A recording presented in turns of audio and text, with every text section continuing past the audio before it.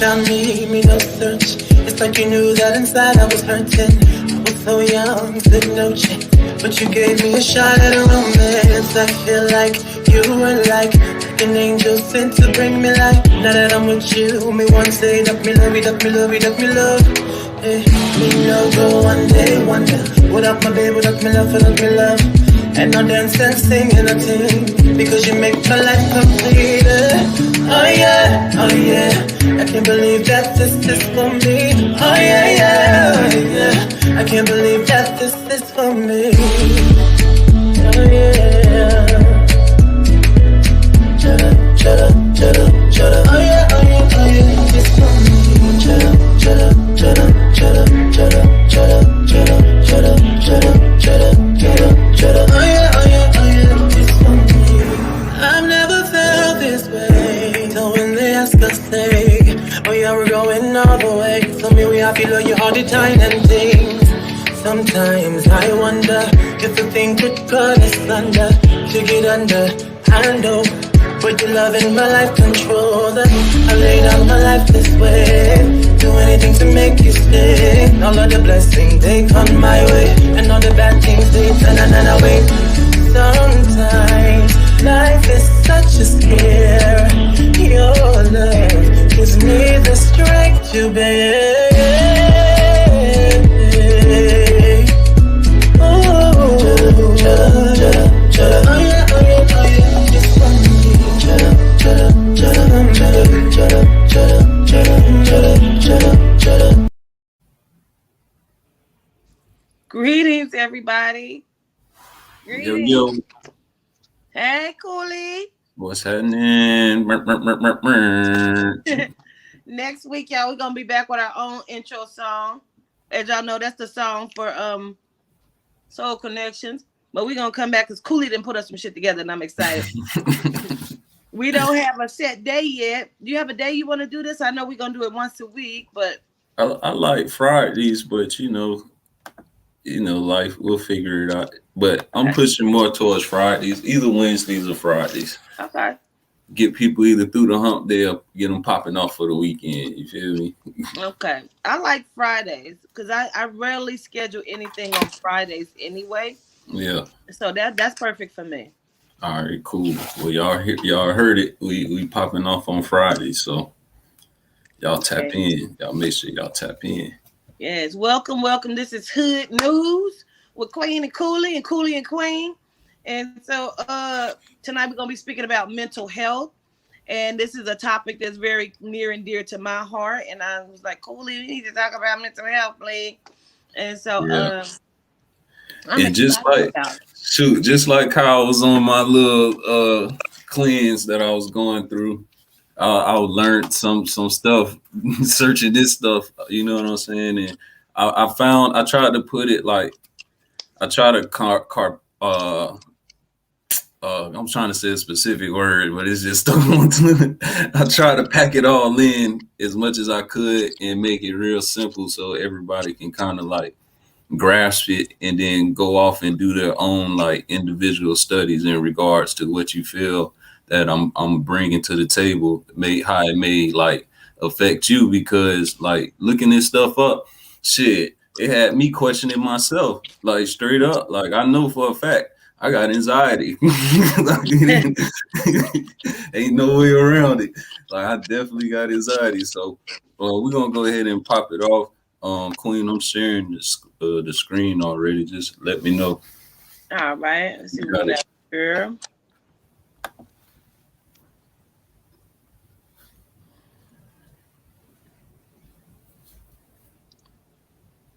All right. It's up there, Coolie. All right, cool. So we appreciate y'all for rocking with us. Once again, I want to make sure that I'm gonna keep pounding this, you know what I'm saying, in your subconscious, because we vibrating different, you know what I'm saying? We operate out of different principles. So I always want to start off my presentations with, for we wrestle not against flesh and blood, but against principalities, against powers, against the rulers of the darkness of this world, against spiritual wickedness in high places. So that y'all gotta know This is not a physical war. It's not about what you see every day. It's about your mind. It's about your spirit, you know what I'm saying, and occupying your mind. So you're not focused on evolving how you're supposed to. Now, we're just gonna go over some simple definitions, just so, like I said, we can speak to your subconscious, and when you guys like may watch this later or see certain things, you know, that just kind of click. So health, the state of health is the state of being free from illness or injury. A person's mental or physical condition, also known as used to express friendly feelings towards one's companions before drinking. That last definition is irrelevant, but I'm just reading stuff through for y'all, so we don't have anyone saying like, "Hey, we don't know, somebody may be watching and they can't read." So that's why. Okay, period. You feel me? Yeah. So, disease, and look how that's spelled. It's broken. It is broken down just how it sounds. It's a dis-ease. Yeah. You know what I'm saying, over your physical structure. But the definition: disorder or structure or function in the human, animal, or plant, especially one that produces specific signs or symptoms, or that affects a specific location and is not simply a direct result of a physical injury. So, for example, they got right there, bacterial meningitis is a rare disease. Um, Also, they have a particular quality, habit, or disposition regarded as adversely affecting a person or group of people. Now, we also have mental. So you know what we talk about when we talk about mental health. We relating to the mind, carried out by or taking place in the mind. When it comes with, it's right here in the definition, relating to disorders of the mind, mental health. uh, Mind, just in case people was wondering, what does mind mean? Like, I want you to have a clear definition of every word, so when we get into these like videos and some of these screenshots, you know, we'll be on the same page. Mind, the element of a person that enables them to be aware of the world and their experiences, to think and to feel, the faculty of consciousness and thought. A person's intellect. So basically, it's that voice you hear in your head talking to yourself every day, getting you through the day. That's what they're referring to when you talk about your mind. Now, according to the World Health Organization, mental health is defined by a state of well-being in which the individual realizes his or her own abilities, can cope with the normal stresses of life, can work productively and fruitfully, and is able to make a contribution to his or her community. According to WHO, mental health includes subjective well-being, perceived self efficacy, autonomy. I can't pronounce that word. Don't butcher me, y'all. That's all right. Competence, intergenerational dependence, and actualization of one's intellectual and emotional potential, amongst others. From the perspective of positive psychology or of wholesome, mental health may include an individual's ability to enjoy life and to create a balance between life activities and efforts to achieve. I got this damn thing in front of me. Hold on. Psychological resilience. All right. Now, according to mentalhealth.gov, also, they have a slightly different definition. Mental health includes our emotional, psychological, and social well-being. It affects how we think, feel, and act. It also helps determine how we handle stress, relate to others, and make choices. Mental health is important at every stage of life, from childhood and adolescence through adulthood.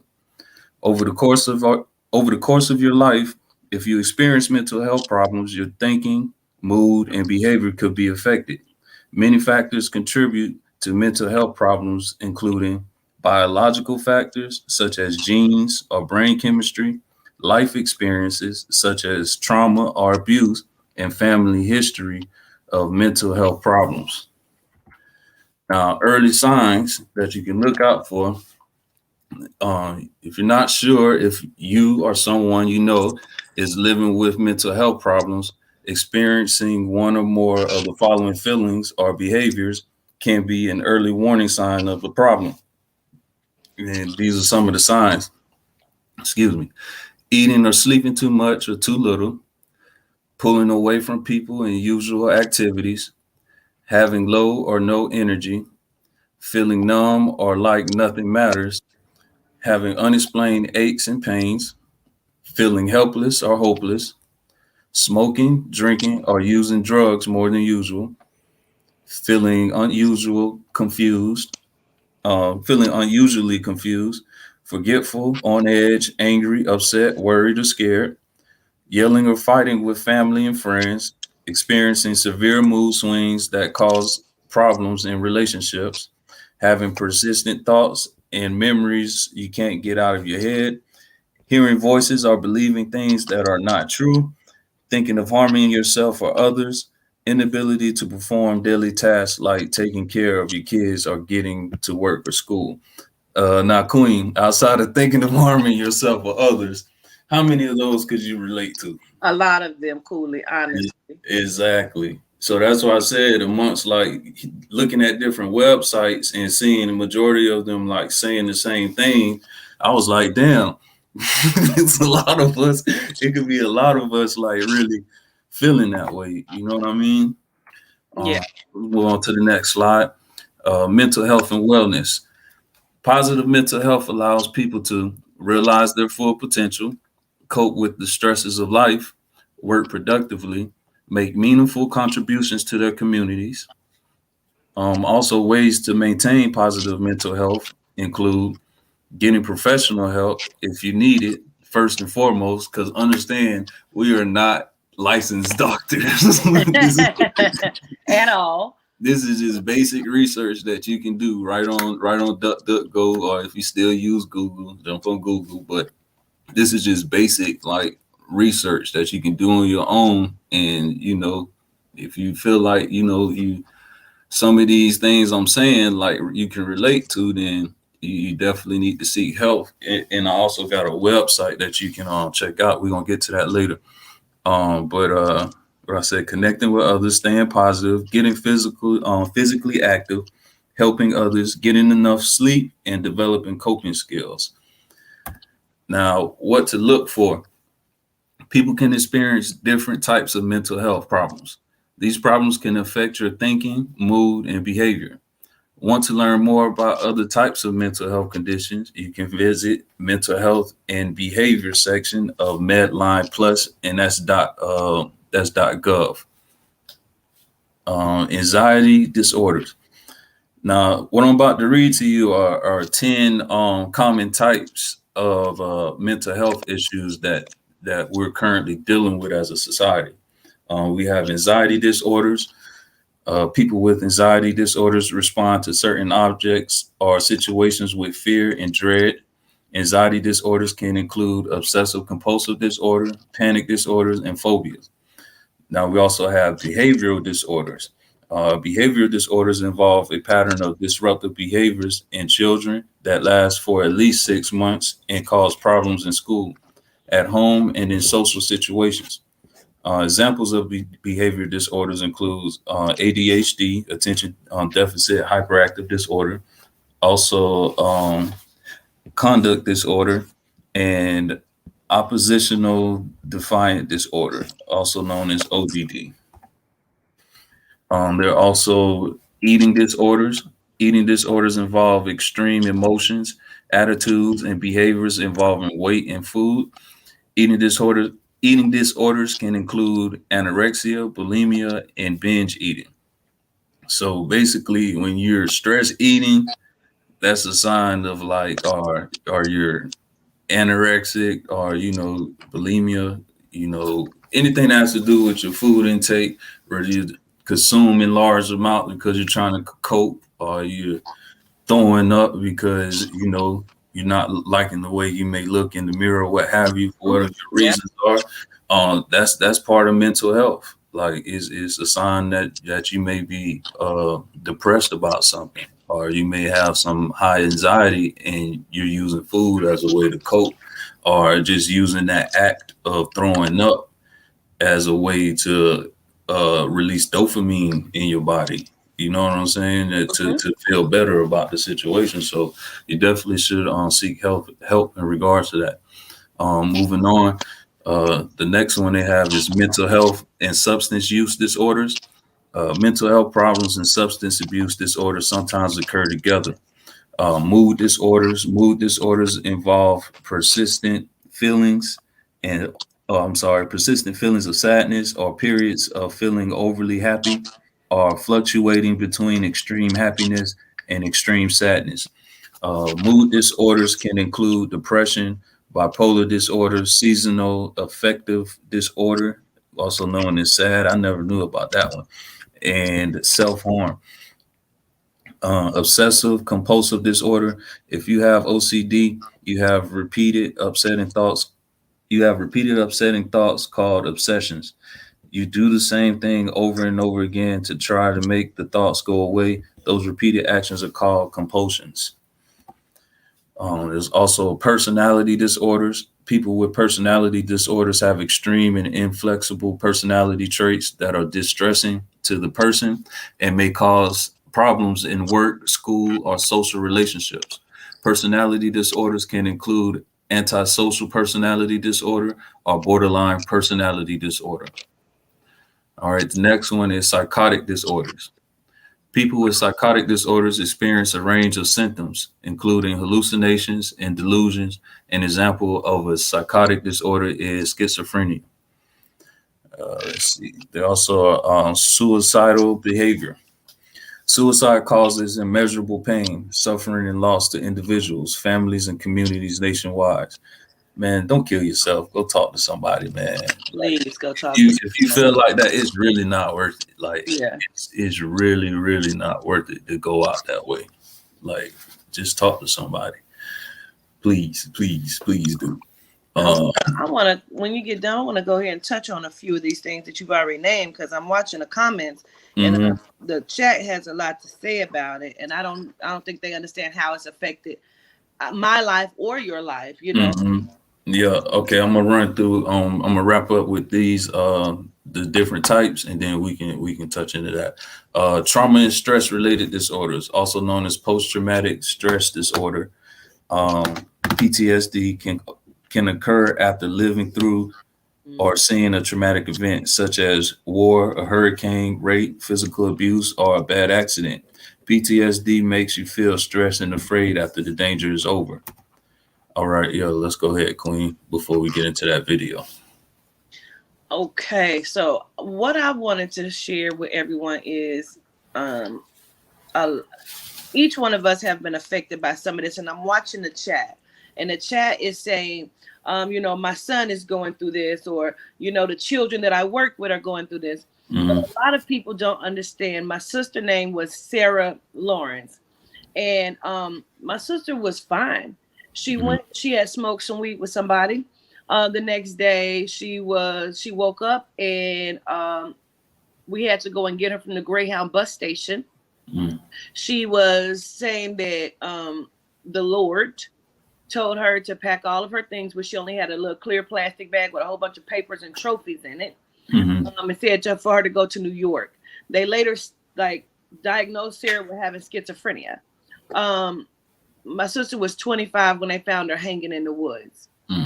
They claim she hung herself, and this is how mental illness has touched my life, not just once but twice, because my sibling's mother was in the mental health hospital all of our life, and we would have to go up there like every weekend or every other weekend and go see her with my sisters, because those are her children.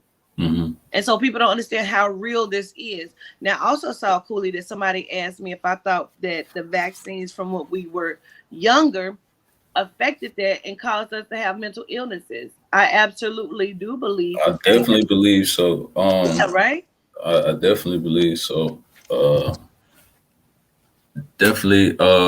I'm trying to like stay on topic, but then I don't want to jump ahead on my slide. 'Cause I heard you talk about some saline, and we had somebody that was upset that we didn't go over saline, and I kind of got some stuff, some Okay, basic stuff don't about touch it. it all, Cooley. So we'll talk about how that kind of affected. Also got something showing too, a video showing too, like how stuff you experienced in your childhood has affected your love life, how A lot you of people choose have to love. PTSD, and that's one of the Hmm. things you just said. A lot of people don't even realize that they have PTSD, and they think you can't have it unless you're in war or something like that. No, your mother can pass away, and that can give you PTSD where you cannot function. Now I know because my mom passed as well, and so Yeah, that uh, shit's rough, man. Like it's right, nothing like wanting to talk to somebody and then you can't. It's like you want to talk to your mama because your mama will only understand. Like sometimes you just need sound advice from your mama, and it's just not there right now. And that shit that is traumatizing. I ain't gonna lie. It always triggers something in me every time I think about it from time to time. So it's just like same thing is like even though we talk about mothers, but I'm gonna take it far left is to something where everybody can relate to. Same thing when you're driving, enjoying yourself, and then all of a sudden you see a police officer in your rear view. yes, So it's something in you that just makes you like just get right, just yes, stiffen up or whatever. That lets you know if you can relate to that feeling I just said, that lets you know we all been programmed. The yes. matrix is real. Like this, what we talking about is real. We all are experiencing some type of PTSD or anxiety or depression right now. Because And you damn sure stiffen up. You see the police behind you. You facts, I start know I ain't lying about that. I You know, know I you ain't start doing been. shit you don't normally do. You get nervous, and you ain't Mhm. did shit. You ain't got You no ain't dope in your doing car. nothing wrong but driving. But Yeah, it's just the fact that you know it's the possibility that if I do the wrong thing, and then on top of that, all of the propaganda that's being pushed on you through the media with it's just keeping you in line with like, hey, when you see the police, now look what happened when everybody when you see the police pull somebody over, now you slow down and you look and you got your phone ready in case you need to record. If I'm lying, then I'm lying, but 9 times out of 10, that's the routine. You slowing down, making sure the police officer ain't doing nothing out of line for a quick second, and you see, oh, it look okay, then you go about your business. What most people do.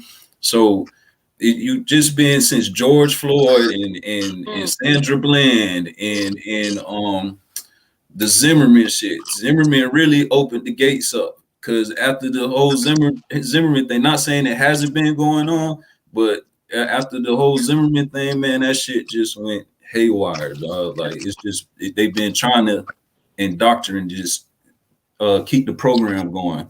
They yes, don't want us to rise up, but absolutely. Also, I feel like people wanted me to say this, and I'm going to say it as well. We'll get back to it. We don't have to go into it right now, but the current jab that they want you to take as well for the vid, that mhm. is mentally fucking a lot of people up, giving people mental disorders. And I told y'all this would happen, and we're seeing it every day. So we can come back to that, but I do want to say that too. So No, that's definitely a fact, man, because I feel like they can I heard somebody say on your show earlier that they're double testing or something like that. I forgot the proper medical term for it, but they're saying this in the name of this, but they're testing you as well, like adding stuff to the saline, for example, or just how we was talking about chemtrails last week. You know what I'm saying? So or the week before that. But not to get too far off the topic.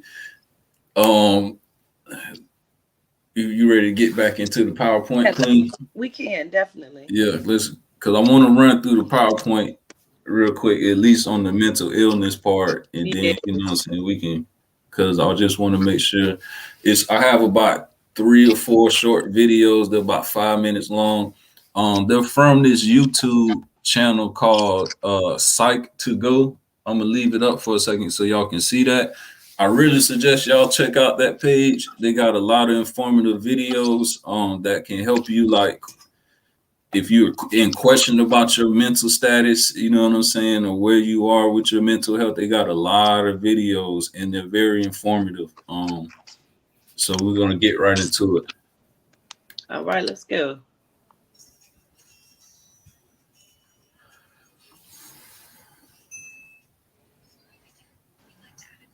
We can't hear it though. Can't hear? Okay. Including eating How disorders about and now? PTSD. Yep. What is mental illness? According to National Alliance on Mental Illness, it's defined as a condition that affects a person's thinking, feeling, or mood for a sustained period of time that negatively impacts them. You might be wondering, is depression a mental illness? What about anxiety? Yes, they are.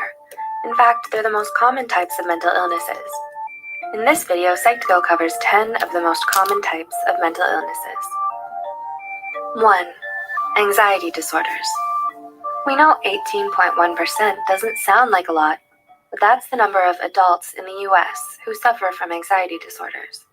40 million people suffer from symptoms of an anxiety disorder every year. Of those 40 million people, it's estimated that only 36.9% of them will get help.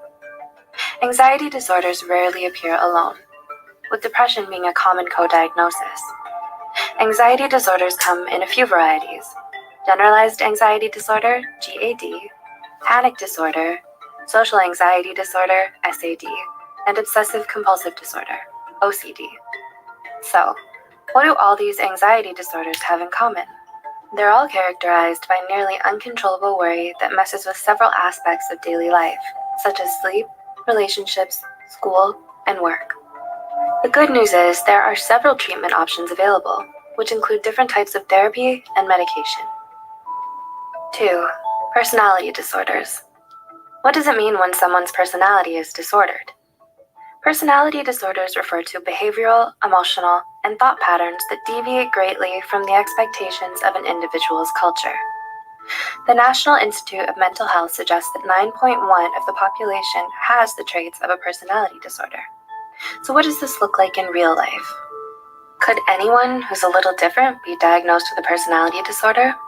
Well, according to the diagnostic criteria in the DSM-V, these differences must be causing the individual significant amounts of distress in the way they see themselves, others, and situations. Inappropriate or exaggerated emotional responses, impulse control, and how well the individual relates to and functions around others. Personality disorders can't be cured, but thankfully they can be treated. This treatment consists of combinations of medications for the underlying mental health issues, as well as talk therapy. 3. Attention deficit hyperactivity disorder. If we say ADHD, what comes to mind? The stereotype of a person diagnosed with ADHD is usually a small child who's bouncing off the walls or can't finish a task. However, between 7.8 and 11% of children aged 4 to 17 are diagnosed with ADHD any given year. ADHD affects people of all ages and includes multiple symptoms, such as inability to concentrate, forgetfulness, inability to sit still, restlessness, and losing things. An individual's symptoms vary depending on their age, gender, and type of ADHD. Did you know there's actually 3 recognized types of ADHD? They're ADHD, combined type ADHD, impulsive hyperactive type, and ADHD inattentive and distractible type. Most people think meds are the only way to control ADHD, but many people diagnosed with the disorder find relief by using a combination of medications, life coaching, education, and talk therapy. 4. Post-traumatic stress disorder. Did you know that an estimated 6.8% of the US population will develop some form of post-traumatic stress disorder? That's about 19 million people in the US alone. So how does this happen? You, me, everybody will get stressed out by something in our lives. Some people will come across something so stressful that it affects them permanently. For many of them, this stress becomes trauma. A traumatic event is considered any event that should not have happened, such as a natural disaster, an assault, childhood neglect, abuse, starvation, and so on. Stress is a completely normal reaction to trauma, but what happens when the threat is gone? The stress and trauma stops on its own for most people when the mind and body understand the individual is no longer under attack. But what if the mind and body don't get the memo?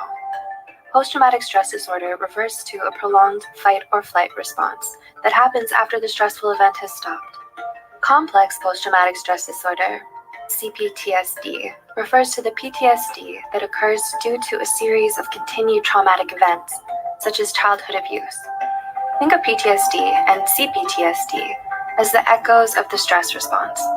These echoes can happen in the form of emotional flashbacks, nightmares, extreme anxiety or panic, difficulties connecting to others, and an overwhelming sense of fear. So how does someone get help for something so overwhelming? People suffering from PTSD or CPTSD can find relief through trauma therapies, such as eye movement desensitization reprocessing, EMDR, or traditional talk therapies, such as cognitive behavioral therapy, CBT, or dialectical behavior therapy, DBT. 5. Depression. An estimated 6.7% of the US population over the age of 18, 15.7 million people live with depression. Although the occasional low mood is a normal response to negative situations, depression entails low moods that are severe and last longer than 6 weeks. Depression manifests differently in women than men. Women tend to experience depression as feelings of sadness, worthlessness, and shame or guilt. Men tend to mistake the symptoms of depression as fatigue and being easily irritated. Common treatments for depression include cognitive behavioral therapy, CBT, interpersonal therapy, IPT, psychodynamic therapy, psychoeducation groups, antidepressants, and various brain stimulation therapies. 6. Bipolar disorder. An estimated 2.8% of the US population that sought mental health treatment was diagnosed with some form of bipolar disorder in 2018. This number may be low, as many individuals who suffer from any mental health disorder do not seek treatment. Bipolar disorder means a lot more than just really bad mood swings for a couple of reasons. First, people diagnosed with bipolar disorder cannot completely control these mood swings. And second, these mood swings range from manic, feeling super happy or invincible, doing crazy spontaneous things, grandiosity, and having racing or unrealistic thoughts, to extreme bouts of depression and maybe a little hypomania in between. Living with bipolar disorder isn't easy, but people struggling with the disorder can find a variety of medications and traditional counseling treatments to help them find more balance. 7. Eating disorders. Did you know there are almost as many people living with eating disorders as there are with bipolar disorder? It's true. Approximately 2.7% of individuals who sought treatment were diagnosed with an eating disorder in 2018. The most common question people ask about eating disorders is, what's the difference between not being happy with your body and having an eating disorder? Well, in addition to this total focus on their physical flaws, eating disorders are defined by dysmorphia and the binge, purge, restrict cycle of behavior. This cycle comes from the person's feelings of extreme distress and disgust about their body. This disgust drives the individual who has the disorder to become super focused on their body weight and shape. Leave a comment below if you want to know more about the binge, purge, restrict cycle. The eating disorders everyone knows about are anorexia nervosa and bulimia, but most people have never heard of eating disorders not otherwise specified, EDNOS, or avoidant restrictive food intake disorder, ARFID. Leave a comment below if you want to hear more about the lesser-known eating disorders. Everyone needs food, so how is someone who has such a terrible relationship with eating and body image supposed to get better? Recovery from an eating disorder is totally possible, with a combination of talk therapy, residential treatment, and medications to treat the symptoms of any underlying mental health conditions. 8. Obsessive-compulsive disorder. If obsessive-compulsive disorder, OCD, is a type of anxiety disorder, why did it make the number 8 spot? Simple. Professionals say 2.3% of individuals will qualify for a diagnosis of OCD during the course of their lifetime. What's the first thing you think of when you think of someone who suffers from obsessive-compulsive disorder? Did you imagine someone who can't stand the thought of germs? Maybe a person who turns the doorknob 27 times before they can leave the house. The common stereotype of an individual diagnosed with obsessive-compulsive disorder, OCD, is of someone obsessed with cleaning or counting to a comical degree. But that's not the whole picture. The reality of OCD includes a great deal of anxiety, rigid thinking, and feeling isolated from others. Individuals diagnosed with OCD suffer from recurring thoughts that they cannot control, which are referred to as obsessions. These obsessions can be things like cleaning or counting, but also include checking and double-checking, feeling as though one will be punished for being a sinner, organizing and arranging, and hoarding. Having obsessions is different from being detail-oriented, or a little type A, because individuals who suffer from obsessions experience crippling anxiety due to these thoughts they're unable to control. The compulsions are the actions, such as cleaning, hand-washing, arranging, and hoarding, that individuals use to cope with overwhelming anxiety and rigid thinking. So what is someone who lives with the reality of OCD to do? Although there's no cure for OCD, a combination of medical and talk therapy will help them manage their symptoms effectively. 9. Autism Spectrum Disorder, ASD. We've been hearing more and more about autism spectrum disorder, ASD, in recent years. That's because approximately 1.2% of children, 1 in 59 children, will qualify for diagnosis of autism spectrum disorder in the coming year. ASD begins in childhood, but many individuals are not diagnosed until adolescence or adulthood. ASD is characterized by significantly impaired social interactions, learning, and communication. Individuals with ASD may seem eccentric or unemotional to others, as they do not understand normal social cues. Some of these odd behaviors include seeming off in their own world, repetitive thoughts or behaviors, restricted interests, poor eye contact, and difficulty communicating with others to the point their functioning is greatly impaired. The most common treatments for ASD include special education classes, applied behavioral analysis, ABA therapy, occupational therapy, speech therapy, behavioral management therapy, and medication management. And 10. Schizophrenia and psychotic disorders. Did you know 3 out of 100 people will experience the symptoms of psychosis in their lifetime? Yep. This means 1% of the population suffers from a psychotic disorder. People usually have their first psychotic break between the ages of 16 and 30, which means approximately 100,000 adolescents and adults will experience their first psychotic break every year. This does not mean everyone who experiences psychosis will always have a psychotic disorder. Medical and environmental or situational factors such as extreme stress, certain prescriptions, and illicit drugs can induce temporary psychosis. For individuals with a psychotic disorder, however, the symptoms last longer than 6 months. So, what is psychosis anyway?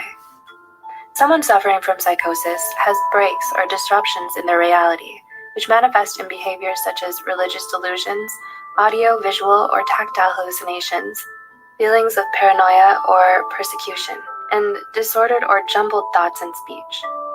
Schizophrenia is the most common psychotic disorder, but the DSM-V recognizes a few others. Would you like to know more about the other psychotic disorders? Then tell us in the comments below. Having a psychotic disorder can feel like torture, but it doesn't have to. Many people who are diagnosed with some type of psychosis are successfully treated with a combination of specialized medications, therapy, and case management. Have you or a loved one ever dealt with any of the mental illnesses in this article? Were there any symptoms on this list that surprised you? Which mental illnesses do you want to hear more about? Tell us in the comments below. As always, any information provided here is for educational purposes only. If you need mental health counseling or treatment, please contact your insurance company, local college students counseling clinic, or your county crisis line. Help is out there. For more information on mental illness and mental health, stay tuned to Psych2Go. As always, thanks for watching. Like she said, man, we is not doctors. this is for educational purposes only. But you on, Queen? Yes, I'm here. I'm sorry. I had muted myself so I wouldn't be over here like rattling and stuff. So since they were just talking about schizophrenia real quick, because I got a video on that too, but I wrote a couple things down that I want to touch on from that video. That was a good video. Some things went past me and I was trying to, because I'm still working the buttons too, but yeah, this one stood out to me. It says a mental illness could be something that makes you differ from what your cultural experiences should be. So that means for me that we have all been given some sort of mental instability or mental illness at some point, because we have been taken from our natural whatever habitat, our natural way of thinking, our natural spirituality. We have been displaced as a people of melanite. Mm-hmm. That's a fact. That's a fact. And then too, look at the music. Like we went through a stretch of music where almost every artist would have some type of depressed, dark sounding music going on. So it's like we've been primed in music, whether it was from the R&B heartache type things, like Mary J. Blige is like the first person to come to my mind. Like if you listen to her music, it's nonstop. I know I'm not gonna cry. They hit you with a little two-stepper, you know what I'm saying? But it's like that's But we like to think that it's only genome heavy metal music that's that kind of music, and it's yeah. not. And Really we don't even comprehend how they've been infiltrated hip hop and R&B. Listen, it's this little boy, and I say little boy, he is so depressing to me. I cannot listen to his music. Rod Wave, Yeah, he is so fucking depressing to me. And I was just talking about him the other day because he's a local here, and it just baffles me how, like, okay, I get it, maybe the first album, but then it's like all your songs, bro, after that you got that energy going. So that's another proof, example of keeping you vibrating. Remember we talked about the 432, you know what I'm saying? 432 is harmony. They want to cause disharmony in you, just like diseases. You get what I'm saying? Like that's the goal. Is the fuck with your inner man. You know what I'm saying? Let's see. I wanted to touch on the. You had something else you want to talk about? Yeah. A lot of the shit is situational, and we don't get that either. Like you may be all right, and they want to put your ass on medication, but simply the winter makes me depressed. I get very depressed in the winter. I hate the winter. I hate the cold. And so it's situational. Yep, you can have sad, like they said, the seasonal disorder. I didn't even know about that, and it's real because I experienced it. If my money go too low, goddamn it, I'm in a depression. You know what I'm saying? The other thing that stood out, she says it can't be cured, but it can be managed. I don't believe that.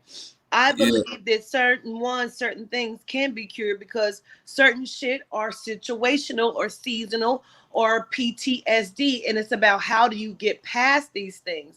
Like how do you mentally cure yourself or heal what is lacking or what has plagued you in that space of existence. So it's about that. The other thing I wrote was all ages, and I have because I was wondering, because I have a big concentration problem. I can't sometimes concentrate on more than one thing. Sometimes I can't concentrate on one thing. If my mind keeps talking and the spirit is talking to me, is that a disorder? It is, but everybody has some form of it because it's triggering from, okay, so your phone is basically your phone is what's triggering that how can I say it? That mode you're in. You feel what I'm saying? Yep. Because your phone, you have access to messages, contacts, Safari, whatever app you downloaded for a game. Like, oh, I'm sick of this. I'm gonna go here. I'm gonna check this out. Even to the point, people Insta snaps. Like, if you watch Insta snaps, you can watch a lot of shit within a short time frame. You get what I'm saying? So I get locked in on a TikTok in a minute. Exactly, and that's the purpose, because they're purposely triggering us that way to have that short attention span. Yeah. So it keep you from stuff like locking in and doing research on certain stuff like we doing now with mental health, or probably starting that project you wanted to start at, or accomplishing your workout goals at the beginning of the year. It's always something there to distract you. And so everybody has some form of that ADHD. Which is why I labeled this mental health as our families too. Because I feel like in Black Melanite communities, we like to say that it's just white people. That's white people shit. That's our shit. And our families are plagued with a lot of it. I'm going to go ahead and say it, because of the sexual abuse and abuse, period. And the way we speak to each other as Melanites, the way we speak to our children as well, with the sit your stupid ass down. That causes mental instability in our babies, and we have no idea. if they have been touched and molested and you're not believing what they're saying, that causes PTSD and mental instabilities. And we give life to it because we say, you will be all right. Quit crying. Yeah. That fucks our boys up a lot.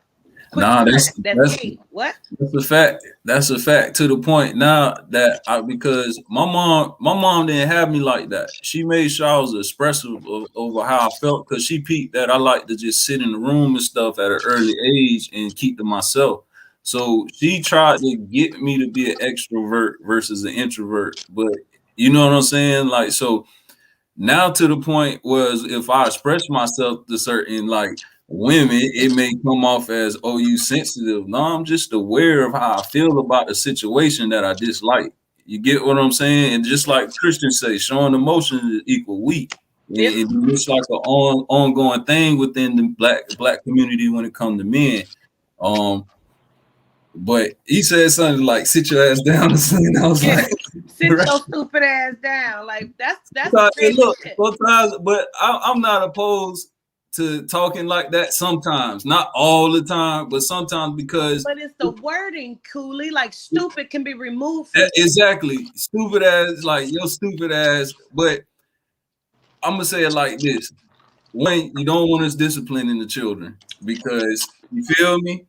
So the next best thing I got, if I can't pop you, you know what I'm saying? I got these words, and I got to figure out how I can stick certain things to you because when our children go out in these streets and they got go around somebody with no home training, first thing they're gonna do is call you stupid ass, fuck boy, this, you know what I'm saying? All those negative connotations. Now I'm not saying to call your children that stuff, but what I'm saying is make them aware, like. Build them up to have a defense mechanism for what they about to go out to the world and experience. That's all I'm saying. But yeah, I don't want them to get out there and hear somebody say something they in tears because they don't understand. Exactly. They don't have thick skin. Exactly. That's it right there. It has to be instilled in a safe way where our children are no longer suffering from PTSD because listen, I did damage to my daughter. I'm gonna be the first one to tell you. And she's 24 and I'm trying to fix the shit because I didn't recognize that she was suffering from the way that I was talking, which gave life to the way other people was talking to her and bullying her, and she couldn't stand up for herself because I took her voice, period. You know what I'm saying? So we got see, but look, this is the other end of the spectrum because as a man, a boy then, my grandmother used to call me like I'm left-handed, so she used to talk down on me like, "Oh, that's your raggedy hand," because you know everybody right. She used to just talk shit to me, and my mom used to have my hair like in the puff, like in the big curls and all this other shit. You know what I'm saying? So when I go to school, they used to chew on me. Because my mama was coddling me. I used to cry in school and shit. But until I build up that toughness, you know what I'm saying? I started chewing them boys back. Man, it was bad. I remember I didn't want to go to school at one point in elementary school because I was getting it so bad. And then my grandma just started talking kind of rough to me. Now, some things she said to me like stuck to me, like the left hand comment and stuff. So I get what you're saying. Like it is a thin line. But look, all right, I say it like this: it all fall back to where that parent is mentally during that time of life. Cause I was fucked up. See, and I ain't want to just say that off rip, but you know what I'm saying. I can stand in my shit. Listen, I am not my cousin Coolie. Yeah. I can stand in my shit, and I know as a woman, I have been fucked up because of my situations, which dictated how I raised my daughter. And I can't hear you. Phone, I apologize. Somebody was trying to call. I apologize. Oh. But it dictated how I raised my daughter I didn't want nobody to hurt my daughter. And so I thought I was making her strong when really I was making her weak. I was taking her voice. Excuse me. Seriously. But yeah, it's like I said, it's a thin line. Like you said, you was at a certain phase of life too at that time. So at that time, you wasn't in the right thinking process of like what I'm saying now. Well, I'm doing this to toughen you up. So when you sit at the lunch table, you got a couple raw ones to be like, oh no, nah, nigga, your shoes, whoop, whoop, whoop. You get what I'm saying? So Yes. I get it. But I don't verbal abuse is real too. You know what I'm saying? We all experience some type of verbal abuse, whether it's been past relationships or within your family. So I definitely don't condone verbal abuse. I just feel like, hey, you just can't have no soft ass kids out here. True. Because I didn't want her to be soft. And I would run up to the school if somebody said something to her because she was bullied. And I was on the playground, like, where they at? Let's exactly. My mama got tired of me calling the house in the office, in the guidance counselor office. These niggas picking on my braids, boy. They said I look funny. I don't look like them. That's what they would say to my baby. Like, she don't look like us. She's not us. Like, she don't dress like us. Like, bitch, what that mean? I'll beat your ass about my daughter. You better go ahead and go play somewhere else. Yeah. And all the while, you now looking up, growing up, you see them people that picked on you and shit, they had bad living situations 9 times out of 10. I ain't gonna lie. Like most they of the people wanted other people to suffer the way that they were suffering. Exactly. It's just that's a form of like a mental mental health thing right there. That bullying shit. Yeah. Why are these kids bullying? You know what I'm saying? But I wanted to show you something real quick. All right. In regards to the schizophrenia thing too. Okay. The main thing, I got this off of the mayoclinic.org website. Okay. You can see that? Well, you know, I can't see shit because I'm damn near, I need glasses, but it's up there. It is. Okay. I see causes and risk factors. All right, boom. So causes, it's not known what causes schizophrenia, but researchers believe that a combination of genetics, brain chemistry, and environment contributes to develop. I'm sorry, y'all. Let me reread that. It is known what causes schizophrenia, but researchers believe that a combination of genetics, brain chemistry, and environment contributes to development of the disorder. Yeah. So just like you said, it's environment as well playing the main thing, really. And I'm gonna show you how to tie it in. Problems with certain naturally occurring brain chemicals, including neurotransmitters called dopamine and glutamate, may contribute to schizophrenia. Neuroimaging studies show differences in the brain structure. Look what they're looking at, the brain structure. We just showed y'all in the last Hood News how we told you they sit there and study your brain. Who that was? Bill, who was it? Bill Gates? Mm-hmm. Yo, Bill Gates in the video we showed y'all, and he figured out how to hit your nervous system.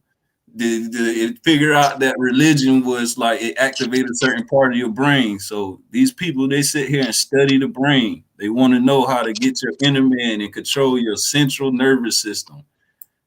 This is key right here, because this controls everything in the body. Yeah, everything. Now these risk factors. This is what I mainly wanted to point out in the situation with your situation, Queen. Although the precise cause of schizophrenia isn't known, certain factors seem to increase the risk of developing or triggering schizophrenia, including having a family history of schizophrenia, some pregnancy and birth complications such as malnutrition or exposure to toxins or viruses that may impact brain development, and taking mind-altering, psychoactive, or psychotropic drugs during teen years and young adulthood. This could be triggering now. You get what I'm saying? Yeah, absolutely. And she could have got a hold of some Tunchi. Ain't no telling what. Something in her weed, like whatever they gave her, they said it was like she smoked the joint with somebody. The next day she was not right. You know what I'm saying? After that, and that's why I'm so about it with my daughter. Like, hey, you can't smoke weed with everybody. Yeah. And you see, when you come to the city, you already see how we rock. Yeah, let me say that, because when I first met the team in Tampa, Coolie and them, they smoke their own joints. They smoke individual joints. Ain't no rotating or passing. You better roll your own fucking joint, smoke your own shit. They don't do that. we would dead ass give you some shit to roll up out our personal bag and be like, here you go, enjoy before straight I up. was like, so what is it because of the COVID? They like, oh, we just don't do that. Nah, we been like that. Cause man, niggas nasty, dog. Niggas don't brush their teeth. Niggas will sit there like the eat a booty game. Come right outside and want to hit your blunt, man. Hell no, I'm straight. It's straight coolie. All right, let's jump into this video real quick. All right, put it back up there. Hang on.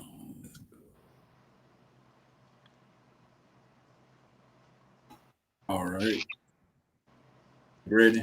Mm-hmm. This one a little shorter, y'all. Hey, Psych2Goers. Do you remember the last time you felt sad, anxious, or scared that you were somehow off? You're not alone, even if it may feel like it. The National Alliance on Mental Illness, or NAMI, reports sometimes a funk or rough patch can be a sign of something much deeper. This video represents 10 mental health symptoms you shouldn't ignore. Before we begin, we need to warn you that this video may be triggering for some. If you feel triggered by this video, please take care of yourself, even if it means clicking off this video. With that being said, let's talk about the 10 mental health symptoms you should not ignore. 1. You're having feelings of sadness or depression that last longer than 2 weeks. All people experience sadness at one time or another.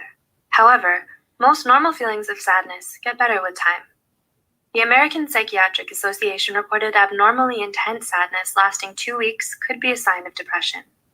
The National Institute of Mental Health stated, not being able to snap out of it or sadness being heavier than normal should be taken seriously. 2. You're having extreme mood swings and don't know why. You find that your mood seems to switch super quickly or randomly? Clemp and others studied how often the average person's mood shifts on any given day. According to the National Center of Biotechnology Information, NCBI, this study showed people tend to experience positive emotions, such as joy or love, more often than negative ones. But it's totally normal for someone's emotions to change daily.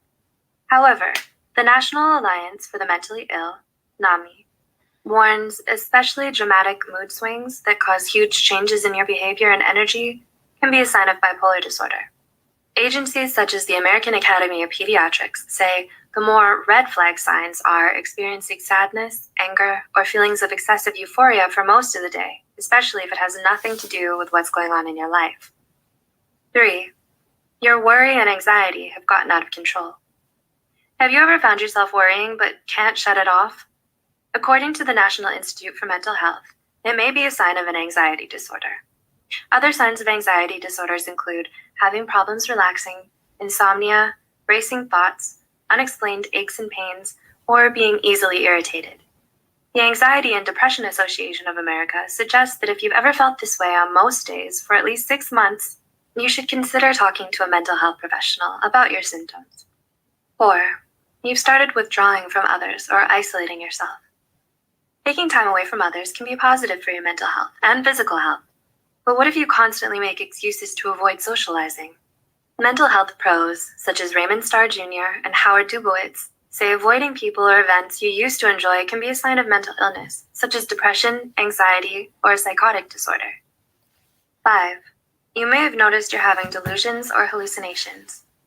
Kumari and others describe the 2 aspects of psychosis, hallucinations and delusions, as a sense of perception or belief that creates a lot of urgency in the person experiencing it, despite evidence the perception or belief isn't real.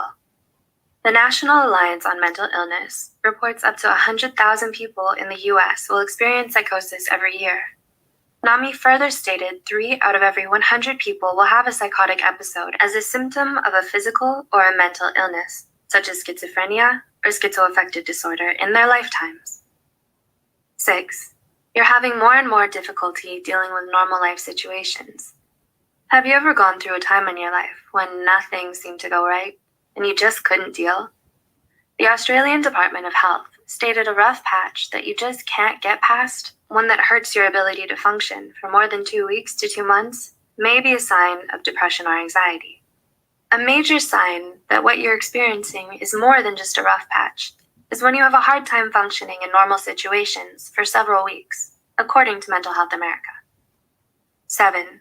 You're sleeping too much or too little. The Harvard University School of Medicine believes that 10 to 18% of the general population has problems sleeping. However, Harvard's med school stated either sleeping too much or too little is 2 or 3 times more common in people who suffer from a mental illness. The Harvard Med School stated about 50% of people who live with ADHD, depression, anxiety, or bipolar disorder suffer from insomnia or hypersomnia, which means sleeping too much. 8. You started abusing drugs or alcohol.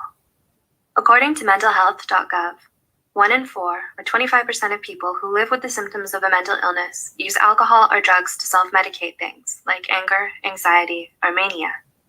Experts believe individuals who suffer from depression, anxiety disorders, personality disorders, or schizophrenia are more likely to use drugs and alcohol as a coping mechanism than people diagnosed with other mental illnesses.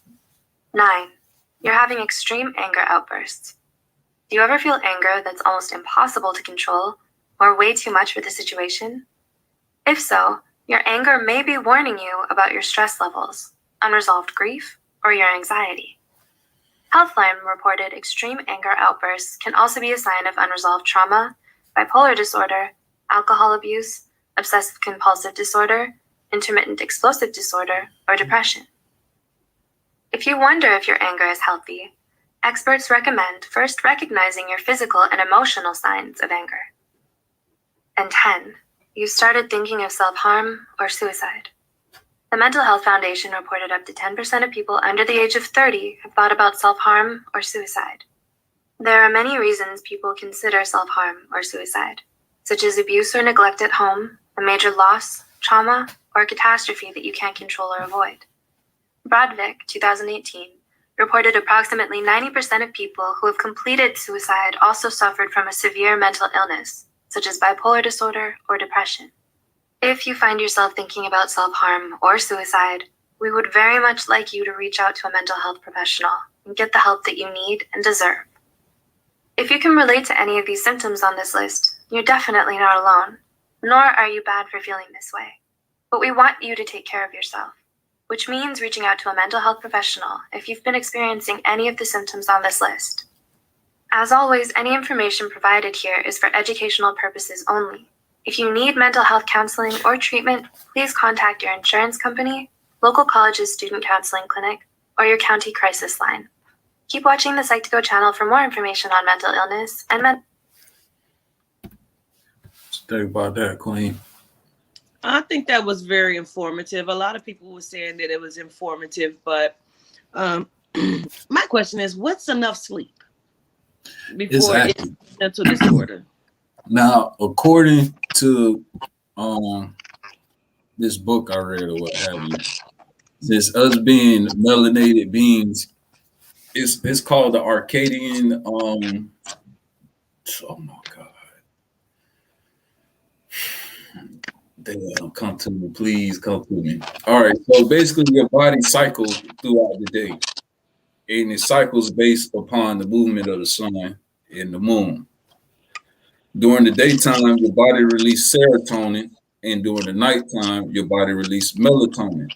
So anytime you close your eyes, as soon as it's dark, your eyelids are closed, your body is releasing melatonin.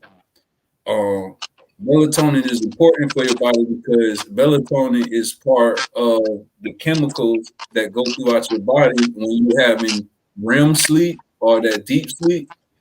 That's the sleep that's when you're in that stage of sleep, that's when your body is healing itself. Mm-hmm. So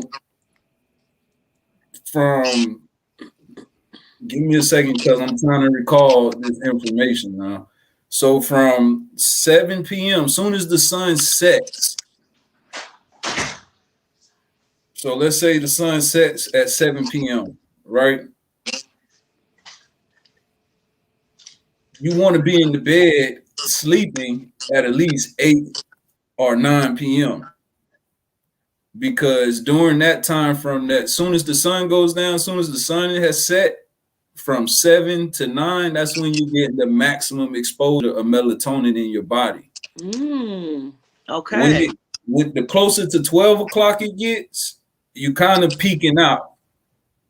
After 12 o'clock, they call it the witching hour or what have you, because there's portals open up and spirits come and go during those times from 12 to 3. I believe from 12 to 3. And then it's mainly during the 3 to 4 time when it's heavy spiritual activities. During that time frame from 12 to 4 p.m., your melatonin is shrinking down. So if you see how my hand is sloping down, so from 7 to 12, so from 7 p.m. to 12 a.m., it's like this is your maximum release of melatonin. Then from 12 to 4, it comes down. So you get the closer you go to sleep. So all the people that be like, oh, I stay up all night, I'm pulling the all-nighter, I don't get tired, whoop-de-whoop. Your body is actually getting tired. And that's why after 2 or 3, 4 days, you crash, and you crash hard, because you're not getting the proper melatonin released to your body so that you can recover properly. And then your body can do what it needs to do during your sleep time, your sleep cycle. The quote unquote proper amount of time is 8 hours, allegedly. I don't know about that, but that's what they say. I feel like if you catch that maximum peak, so what you got, 7, 8, 9, 10, 11, 12, 1, 2, 3. Because I can go to sleep sometimes till 3 in the morning. Yeah, and that's why sometimes you may feel groggy or what have you, because you're missing out on all that natural melatonin. So say people that's working night jobs and they get off during the daytime, you're throwing off your natural body rhythm, because during the day the serotonin is supposed to be released, but you got your eyes closed and you sitting in a dark house. You get what I'm saying? So then when you go inside and you get back connected with nature, it's like now your body's all kind of off. You just going against the natural harmonic cycle of how your body is healing. From when you first wake up, the first thing you should be doing is going to take a poop straight up, and you should eat it, because okay. So basically, your body is just like a business, a 9 to 5. So from 6 a.m., 7 a.m., let's say 5 a.m., it's opening up. Is your digestive system is getting to working. Your heart is already beating, but now it's pumping more because you're moving around. Your lungs getting more air in and stuff. It's not doing the stagnant breathing, the shallow breathing. During the morning time, is your body is naturally detoxing. While you sleep, as I explained, is healing. So during that morning time, it's detoxing. Now it's trying to flush yesterday's bullshit about you. Straight up. And so that's why the first thing you're supposed to do, you're supposed to poop, and it's supposed to be a nice solid load like a banana. If it's messy, if it's loose, that means you dehydrated. That means you're not eating something properly. You're not getting the proper minerals or what have you. You should not eat anything until you have a morning poop, because all you're doing now is just compiling more stuff on top of your body. More stuff, more junk, depending on what you're eating. Now you should be eating fruits based off of the color of the sun during the first part of the day. So when you wake up, I didn't know that either. Yeah, you should eat it. So you should eat a banana, eat some oranges, eat some mangoes. How about some grapefruits? I ain't ate them yet.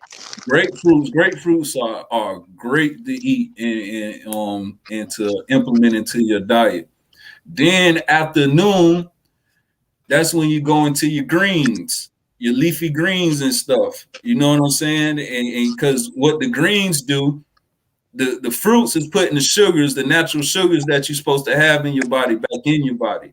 The leafy greens is cleansing. The greens are there to cleanse out any impurities that's in your body, because the greens have their own enzymes, natural enzymes that can properly function within your body and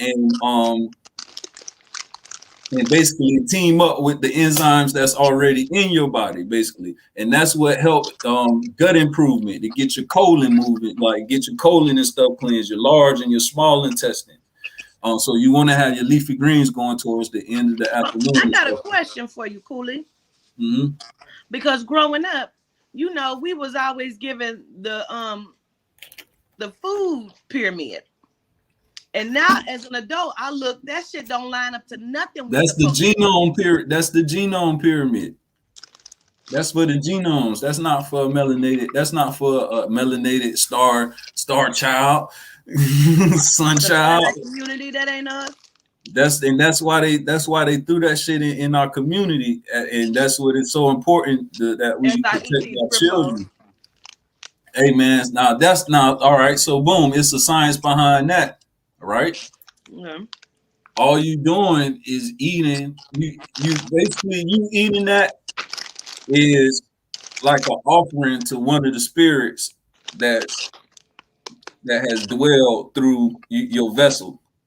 You get what I'm saying? So like, yeah. So basically, like, you ever had a craving for something real bad, like just like those chips? That's because it's something about that your spirit is yearning for, because it's going to trigger something on your taste buds that release something in your mind that gives you like, oh shit, I remember this.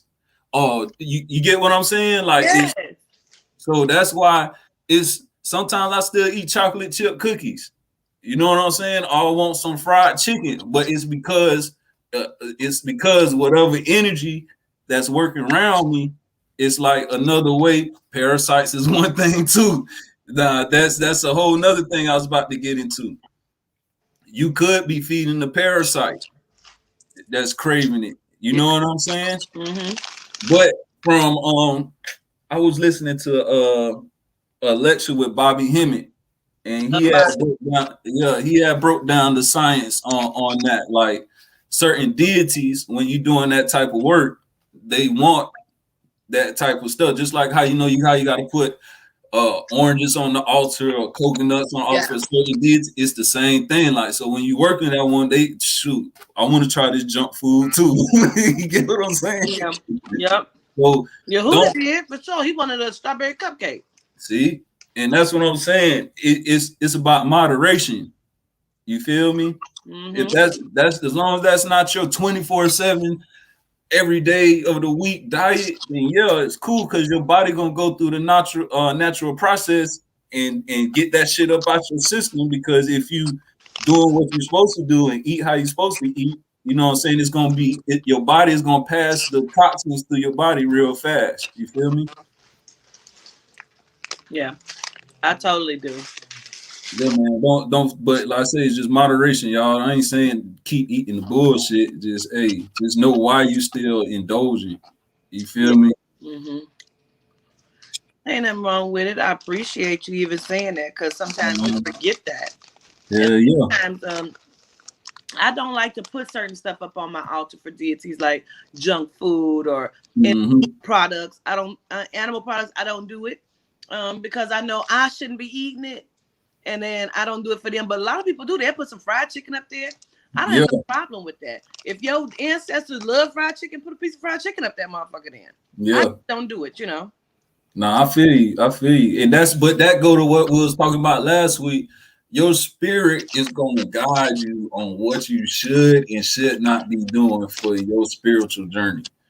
No matter what. Like, what worked for you not gonna work for the person that's putting the chicken on there, because you know what I'm saying. That's pretty much what they trying to do on their end, they journey. Yeah. The only thing that is, how can I say it? The only thing that does connect us is truth. You feel me? Like, is just natural truth. No matter what road you go down, and it leads you to the same path. That's the only thing that connects us. Now, how we got there, hey, that's your business. But as long as you get there, that's what matters. So if you got to drop some church's chicken on your shit, then so be it. Churches used to be my fucking favorite. You hear me? What? I used to Yeah. fuck with them. I love it.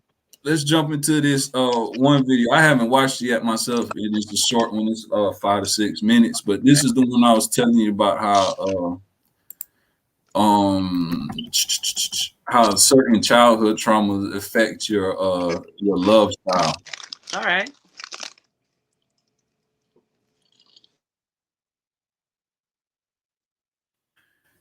All right. That's right.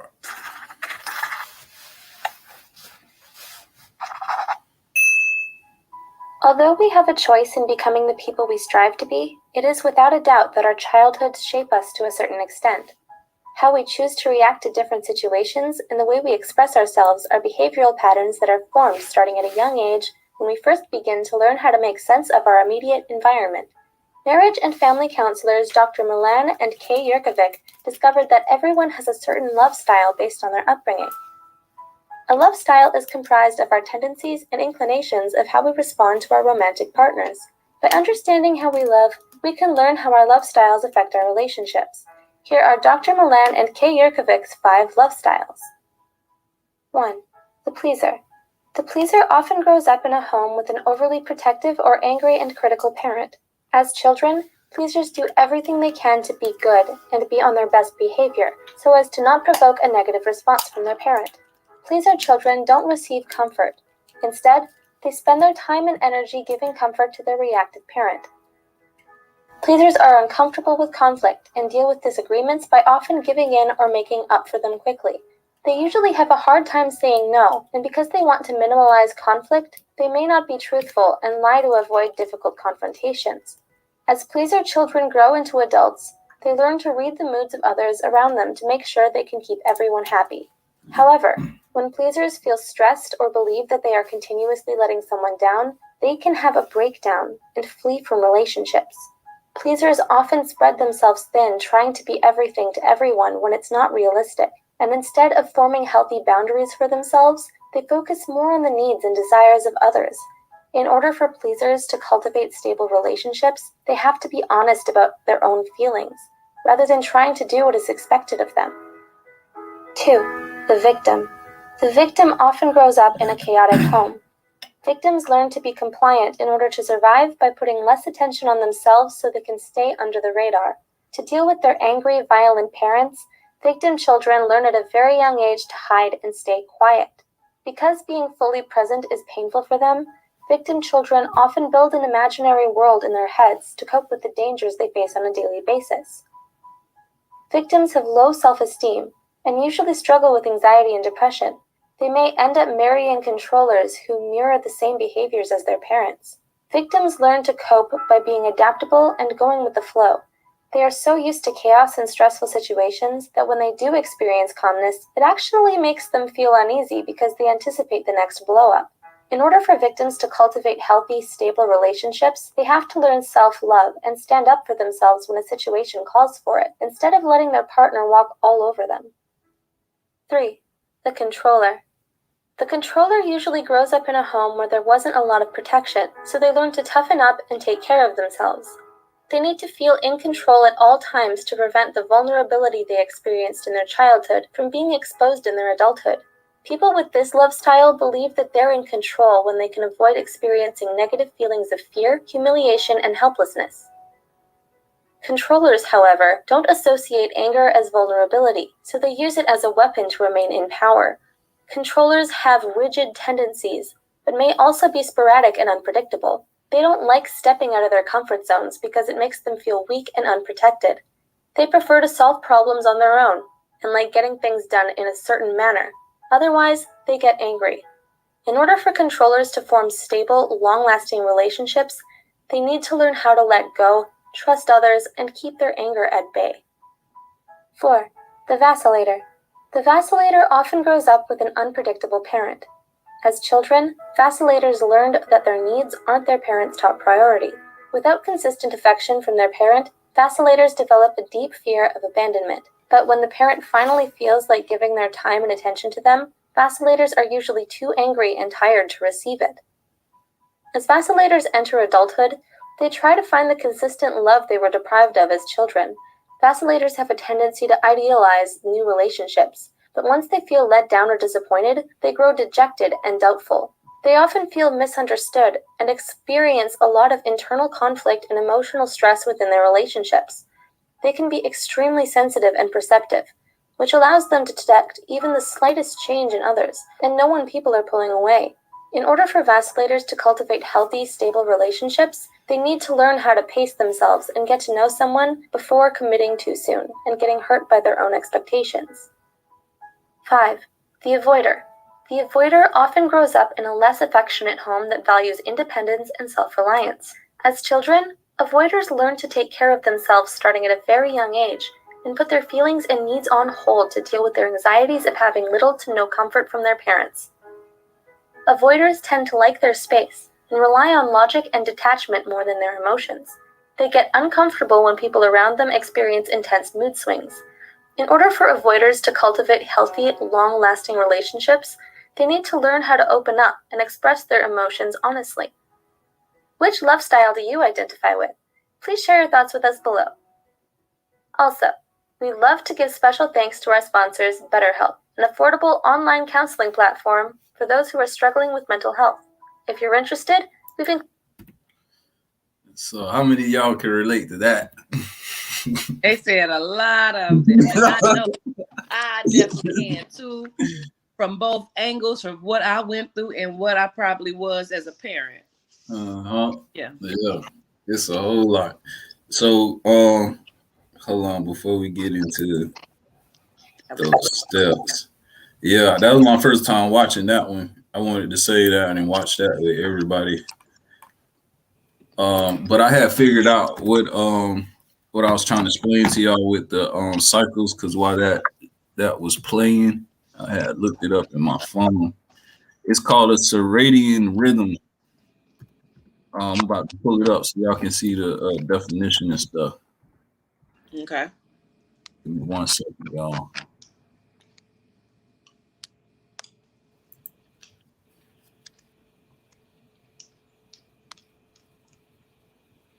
Like, okay, while you getting it together, like I wrote down like the victim children, silent, mirrored by parents. And that's one of the things that I always say. I was just telling Jamila this the other day, like with Toddy, I was like so aggressive that I'm always fearful that she's going to find a relationship where the person is aggressive. You know what I mean? Because we take that from our fucking kids that way. Yeah. And we don't understand that shit.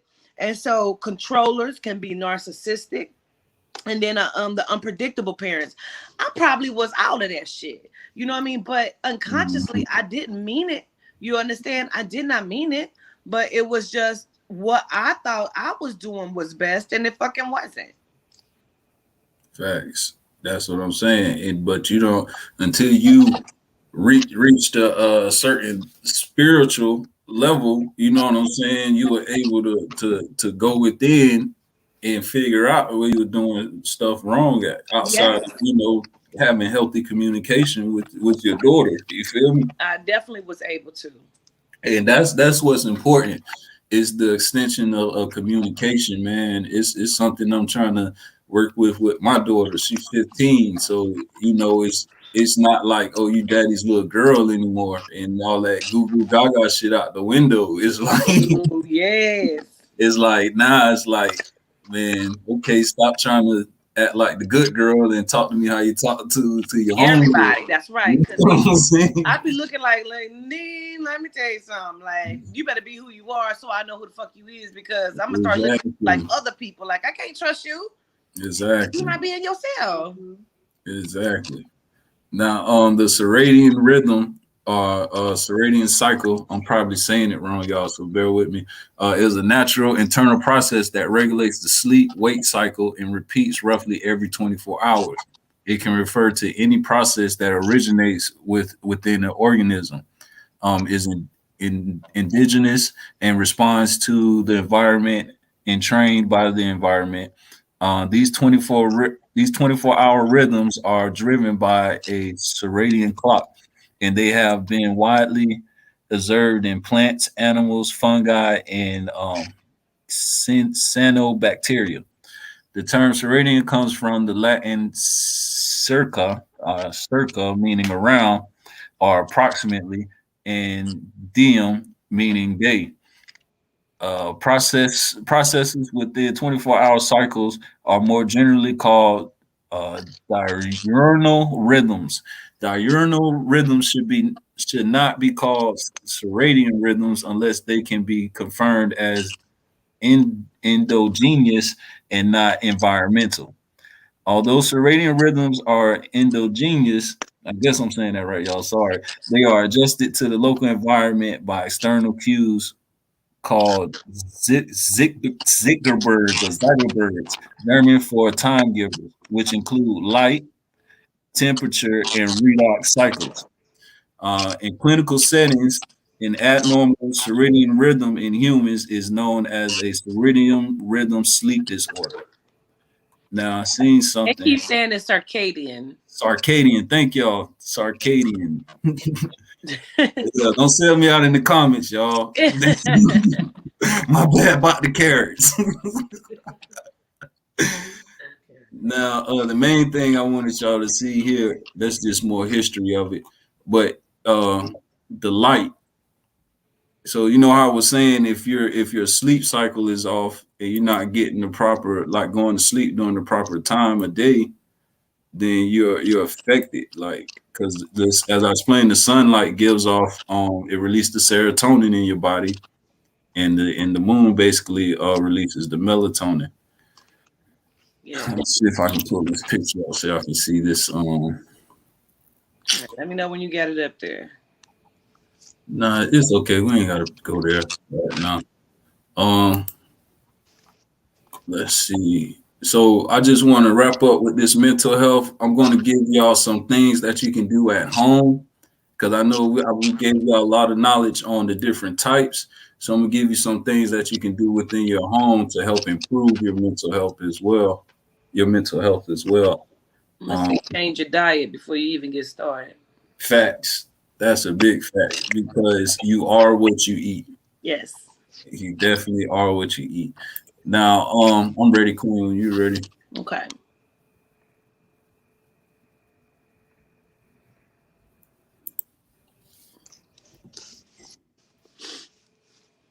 Just let me know when you got it up. I got to share it. You said it's up. Uh-huh. Oh, because it's lagging on my end. My bad, y'all. So I got this from the mentalhealth.org.uk website. Let it catch up. Now, first thing you want to do is talk about your feelings. Talk about your feelings can help you stay in a good mental health and deal with times when you feel trouble. Keep active.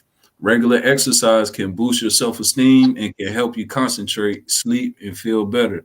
Exercise keeps the brain and your other vital organs healthy and is also a significant benefit towards improving your mental health. Number 3, you can eat well. As Queen just said, get your diet together, you know what I'm saying, before you start doing all this stuff.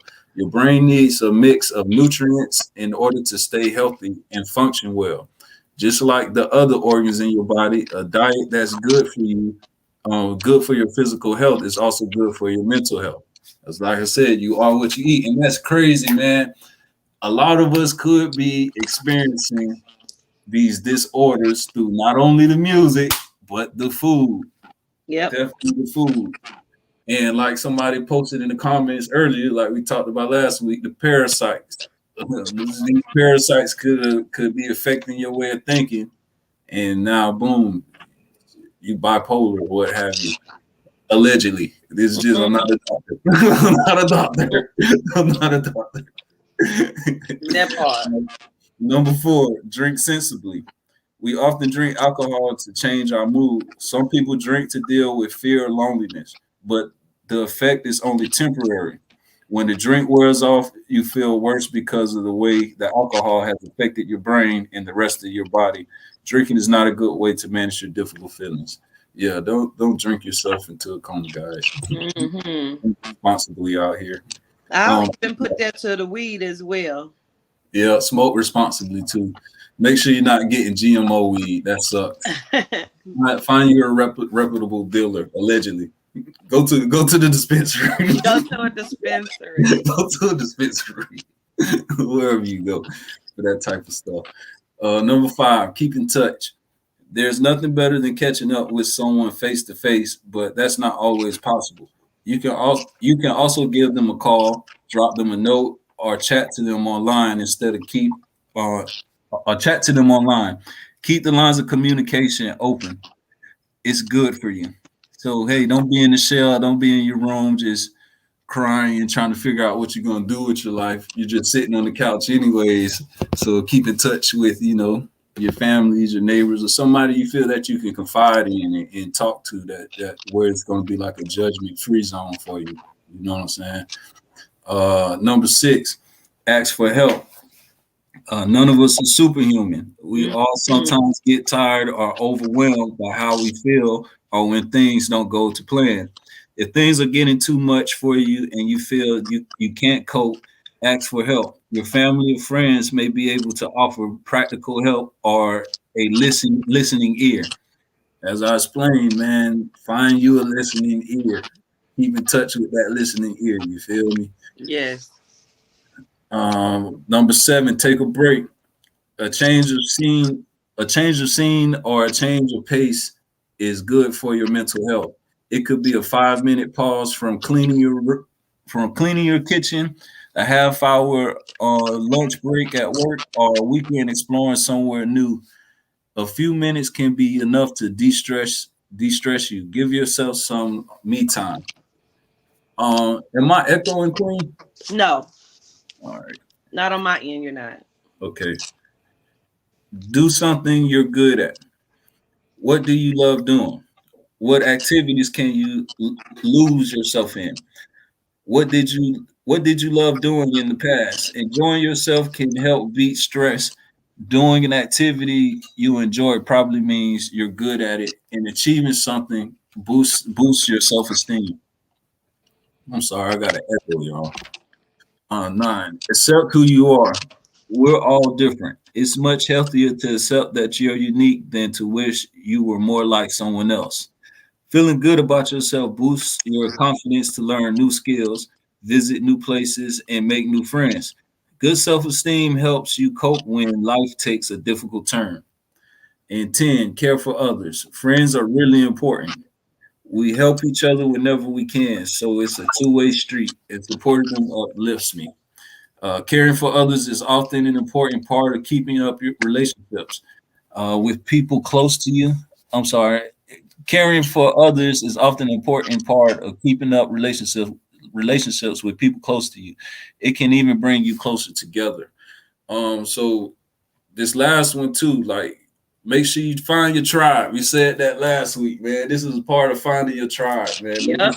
You're able to bounce feelings off each other, and just be able to handle each other's emotional unload onto each other. You feel me? That's it. Now, Yes. I just wanted to share a few other things, then we're wrapping up with these with the PowerPoint. Okay. Now, here are 5 questions to ask yourself before you go to bed. 1, were my actions today a true expression of who I am? 2, how can I be more aware of my purpose and path? 3, have I loved myself today? 4, have I loved others? And 5, how can I improve tomorrow? Those are really good. I really love the first one. Were my actions today a true expression of who I am? Were you really able to be yourself? Or were you out here putting on the mask for everybody? You know what I'm saying? Like putting on the front. But yeah, these really stand out, and I wanted to share that with y'all. Also, 4 principles to increase your energetic vibration. 1, mind what you eat. Use the live energy of plants and fruits to raise your own. Mind your company. Surround yourself with inspiring people. Avoid those looking for conflict and who drain your energy. Excuse me. Mind what you think. Keep your thoughts positive as your experiences are projections of what you think. Also, mind what you say. Every word you say is a reflection of who you are. Create yourself with your words. And also, last thing, we know we want to be on that 432. But here's some other frequencies if you look to the left that help heal. Remember I told y'all music is a form of healing. It can destroy you or it can build you up.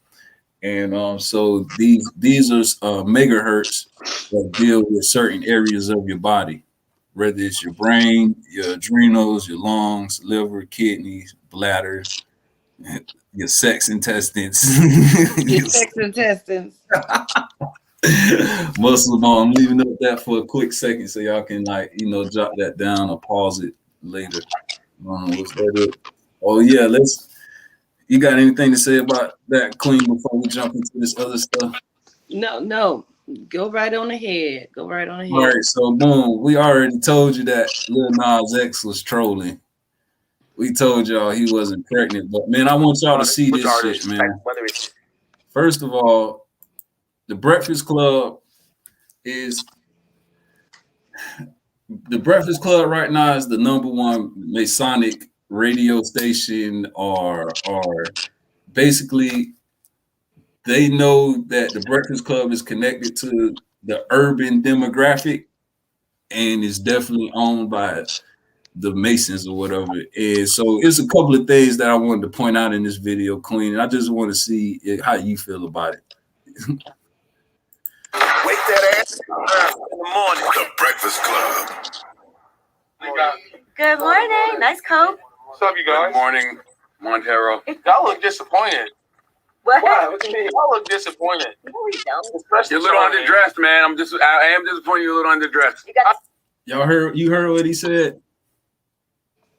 He said he was underdressed. Yeah, he wanted this man. He's disappointed because this man ain't come inside and come to the interview in a dress. Wow. This man, these niggas gay. I ain't trying to, and look, I'm not knocking nobody's sexual preference, but if you out here fronting like you're a heterosexual male, and you know what I'm saying, and you got a wife and all this stuff, man, this nigga right here, undercover brother right here, man. And it's certain parts throughout this interview I'm gonna show you outside of that comment right there. I mean, I'm not. It's kind of inspired. You fly though. You fly now that I look at it. You hear him? He's sizing them up like, oh, you fly though. Like I'm really not talking to my homie like that. If I think his shirt cool or something, like, oh, where you get that from? Oh, yeah, that shit hard, bro. Like, you know what I'm saying? Like, I'm not finna do all. I ain't looking at the nigga up and down like how this nigga just looked him up and down. Definitely the fuck did. Look at him. Underdressed. You got I the mean, powder boots I'm on? not. It's kind of inspired. You fly though. You fly now. Yeah, man. So Look at it. jump to this Okay. next part. Yeah, We can't even see you got the whole top of the boots. I see you got We're the not small finna one. watch this. Yeah, I wear these all the time. It's not. Tomfoolery. Good morning, everybody. It's DJ MD Angela Yee, Charlamagne the Guy. We are the watching here. Cardi B. People who are dead to me. I guess nobody's ever really 100% dead to me, but it's like some people you. Now just listen to wanna this next disconnect question. from. He asked him. Yeah. Do you feel the pressure of, I see it all the time, like, you have a responsibility because kids are watching. You hear that? Cardi B had that same problem, and Nicki had that same problem. Do you feel that same way? Like, I don't raise your own really. kids? I feel like I used to, but now it's just like, so, like fuck your kids. Not like fuck your kids. That's exactly what you just said. That's what he mean, though. No, he said what he meant. Y'all heard him. Y'all heard him. Fuck your kids. Fuck your kids. And he mean that. Now look, what you was finna say, Queen? No, he meant that. He said what he meant. He said what he meant, and then Charlamagne even said, "Oh, what agenda is that a part of?" You want to know why he said that? Because they know that they are the #1. Like the Masons run it. If y'all can see my arrow, these books and stuff back here is not like placed back here by accident. Because if you watch the different episodes, all this stuff be moved around. Yep.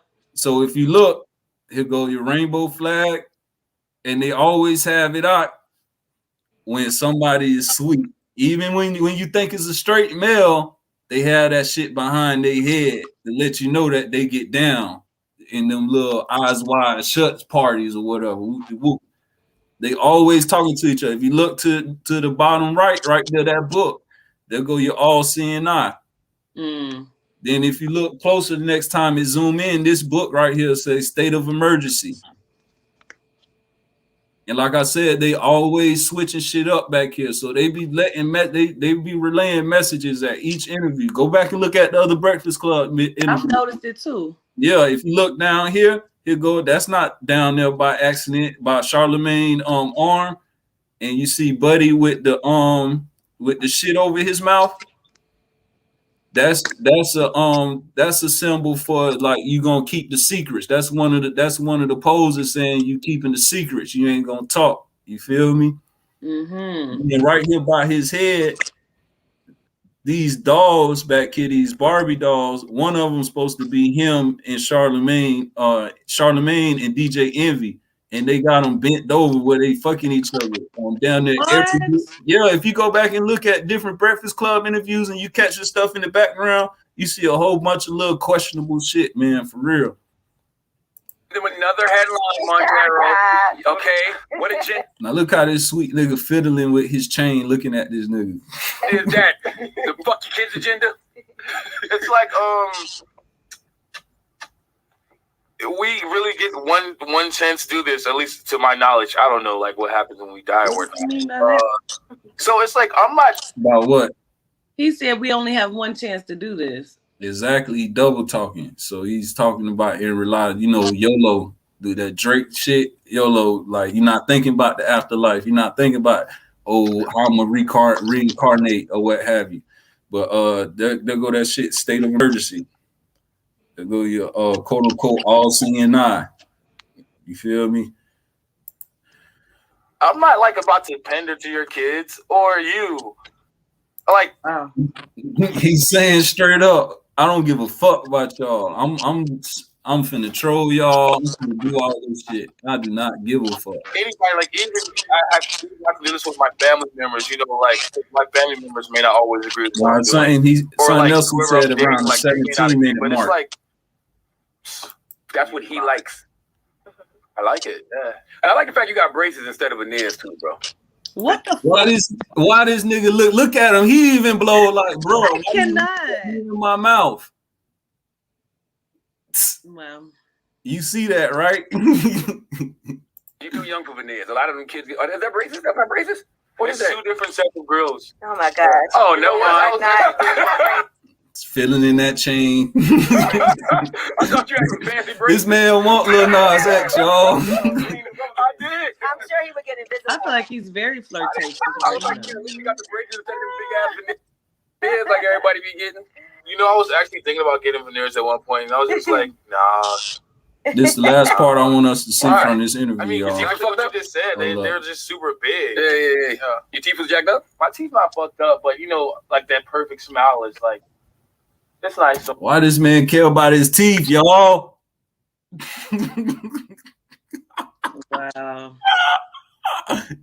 Why does man care about his teeth? Because he's. He want to make sure he don't get scratched, y'all.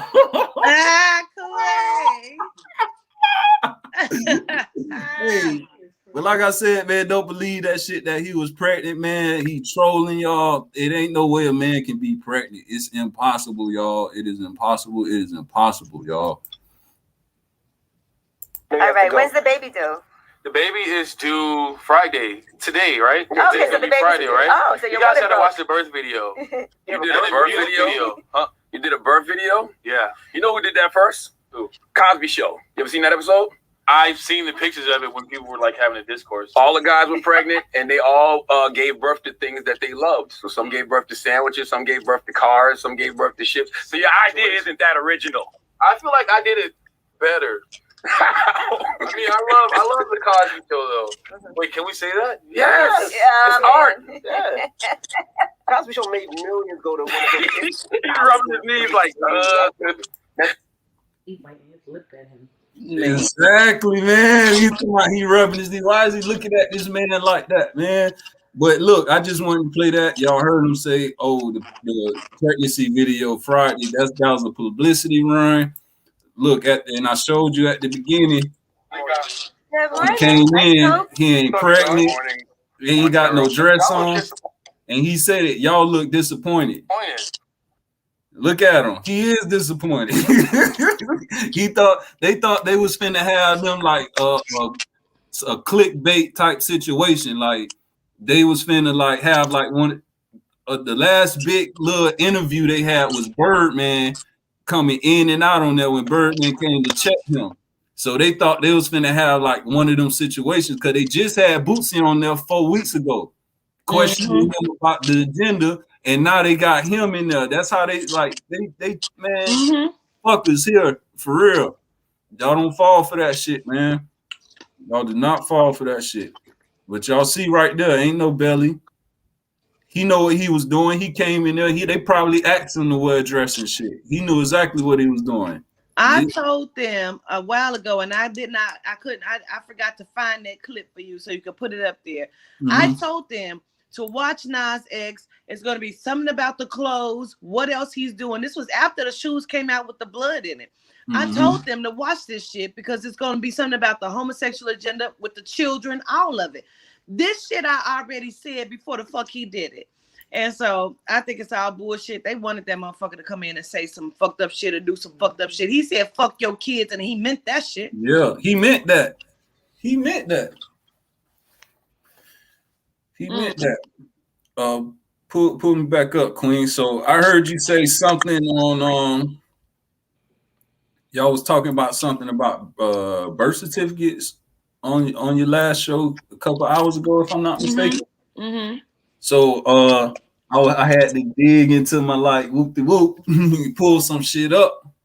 Listen to what this genome telling you about. And when it comes from a genome, you know it's official. Okay.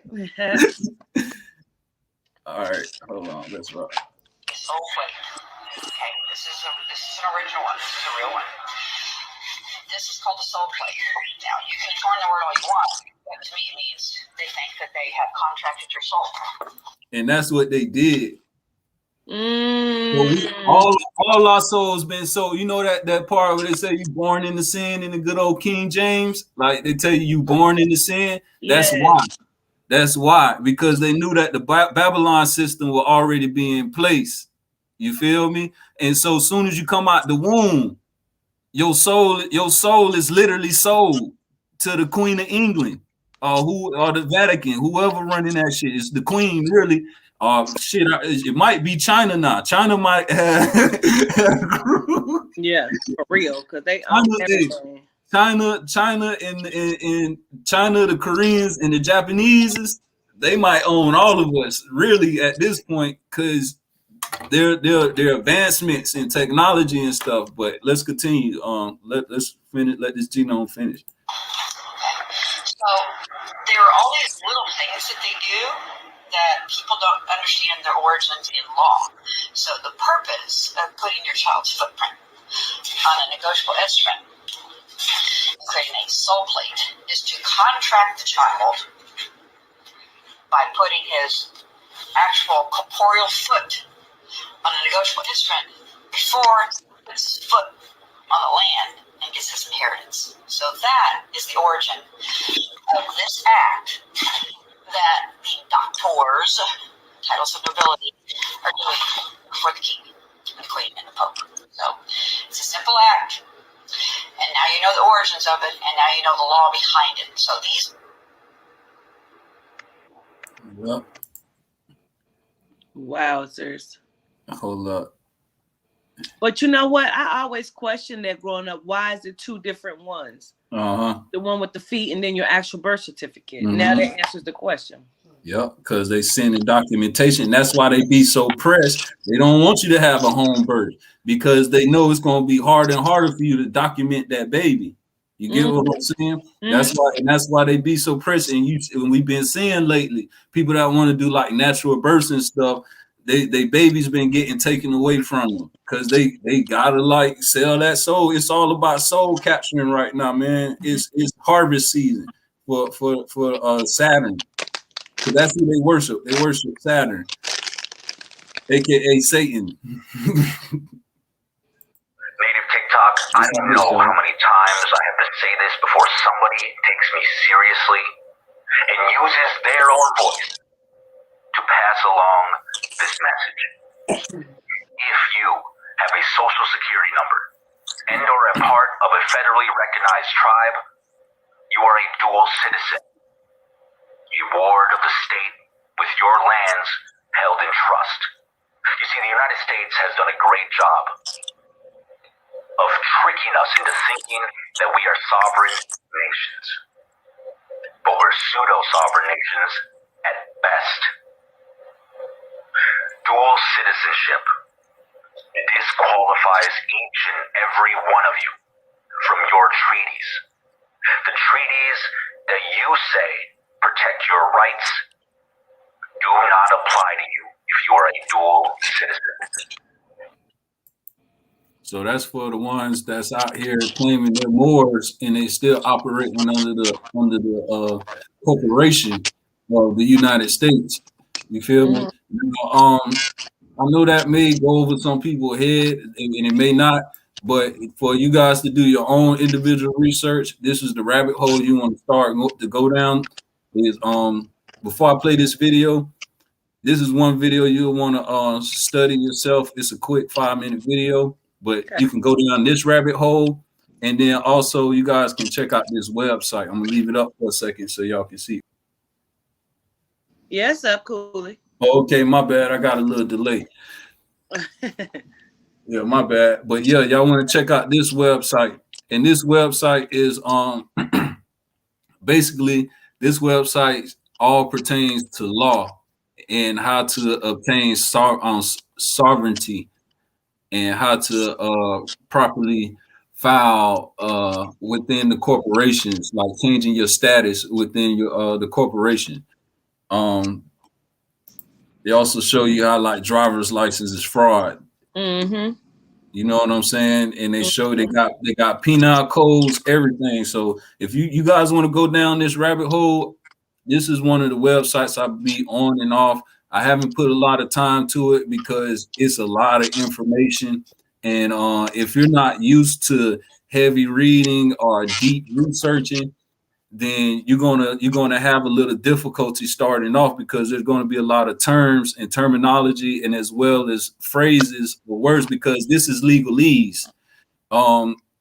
When you go into the court systems, they're not talking the same language as you, even though it sounds like they're saying the same words as you're saying. Like, for example, when they say, do you understand? And you say yes, you basically gave your rights over to the court by saying like you are conforming to what their law is being pushed onto you, what have you. I keep trying to tell them they just made a video of a panel of people saying you no longer have rights to your own children. The shit is real. Yeah. They find, man, and this is how it's through contracts. That man showed you the birth certificate, social security cards that he had and stuff. Man, that's contracts. Those are contracts.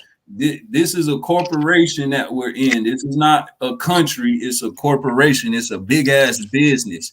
And you are inventory for this particular business. And this is basically the Constitution and other law stuff is basically like your HR. How can I say it?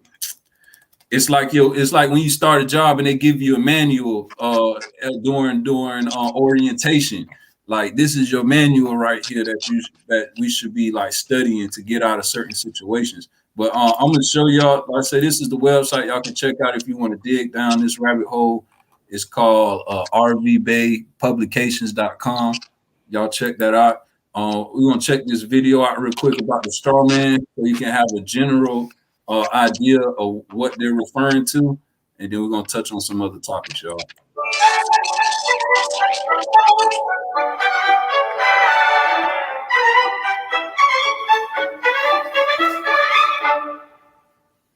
Ah, the government. It loves you and wants to keep you safe and well. It even wants to make paying taxes, fines, and court costs easier for you. How? Well, you'll need to meet your straw man. He was born the same day you were. He looks like you, has the same name, and lives in your house, but you never knew he existed. You will have even paid his parking tickets or taxes. The worst part? He's been dead from day one. From every birth certificate, a legal personality, or legal fiction, is created with the same name to confuse little old you into thinking it's you. So there is a human you and a paper you, or as it's commonly known, a straw man. So when it seems like government officials, court clerks, or the police are speaking English, they aren't. They're speaking legalese, designed to make you agree to verbal and written contracts without even knowing about it, all sprung from Black's Law Dictionary. For example, when the police say, "Do you understand?" you'll say, "Yes." What they are really saying is, "Do you stand under our authority?" Oops-a-daisy, you just created a verbal contract with them. Oh, you clever government. Did you know that whenever you register something, you are handing over title to the person you register it with? That's right. Whenever you register something with the government, they assume it belongs to them. Registered your car? Super! Now you are the registered keeper of your vehicle, and the government can crush it when you don't pay your straw man's taxes. Expecting a new bundle of joy? Well, then you need to register your little darling with a birth certificate. Then they can start the process all over again and create a new straw man for your little one. Isn't that great? So when Junior grows up, he'll be able to generate revenue just like you have. When you notify on your baby by signing the birth certificate, your child becomes a ward of state. And if the government doesn't like what you're doing, they'll assume it's okay to take the child away or make new rules for things they don't like. Not enough school? Smacking your child? Shouting too loudly?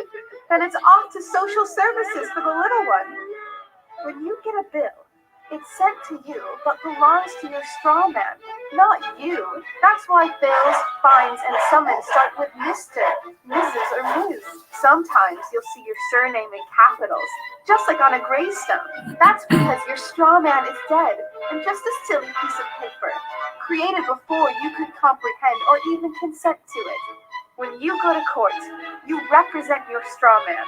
So you, the human, take on any costs, fees, taxes, and fines involved for the straw man. The human you doesn't even need to pay them. But you made a contract with the court by appearing on behalf of your legal personality or straw man, just like the government knew you would. Confused? Well, don't worry. The government doesn't want you to know anyway. If you knew, you'd stop paying things like council tax and parking tickets. Because when you go to court, you are representing your straw man. You are you, alive and made of flesh and blood. Your straw man or legal personality is a piece of paper created from your birth certificate. And you think it's you. What a silly Billy. Would you like to know more? Well, then go over to tpuc.org. Get up, get informed, and get real.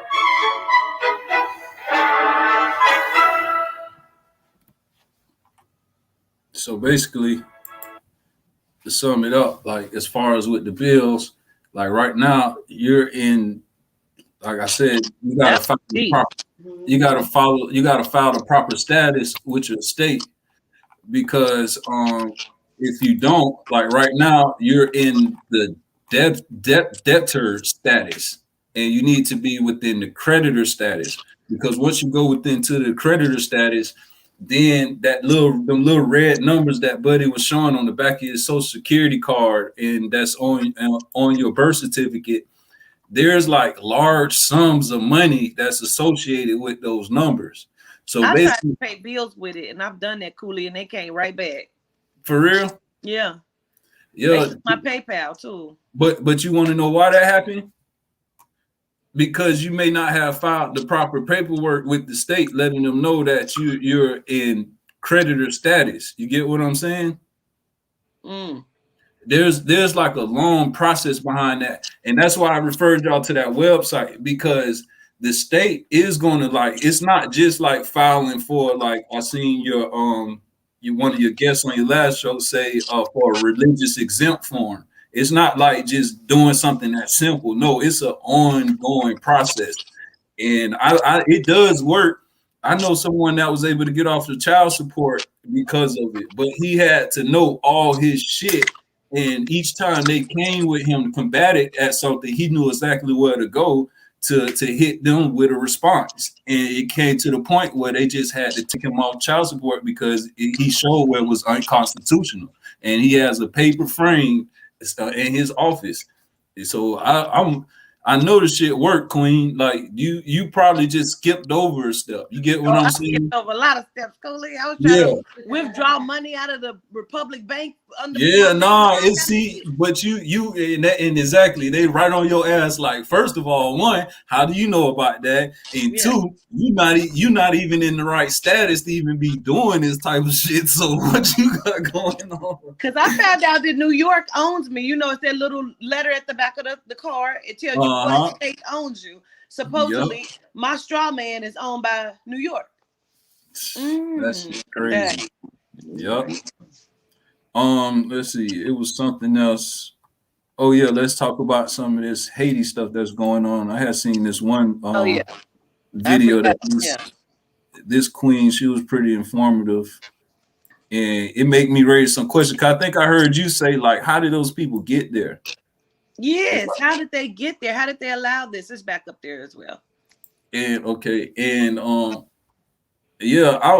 made me question it too. Cause I was already in question, like, not saying they don't have the means to get over here, but in this large amount, you get what I'm saying? Like, they just had an earthquake, like a real bad earthquake. So it's no telling, like, what has been damaged over there. Also, it's no telling if our own government could have been swindling them and saying, hey, you guys come over for refuge, and then boom, they get here. Now they be a part of, like, you know what I'm saying, a co-op.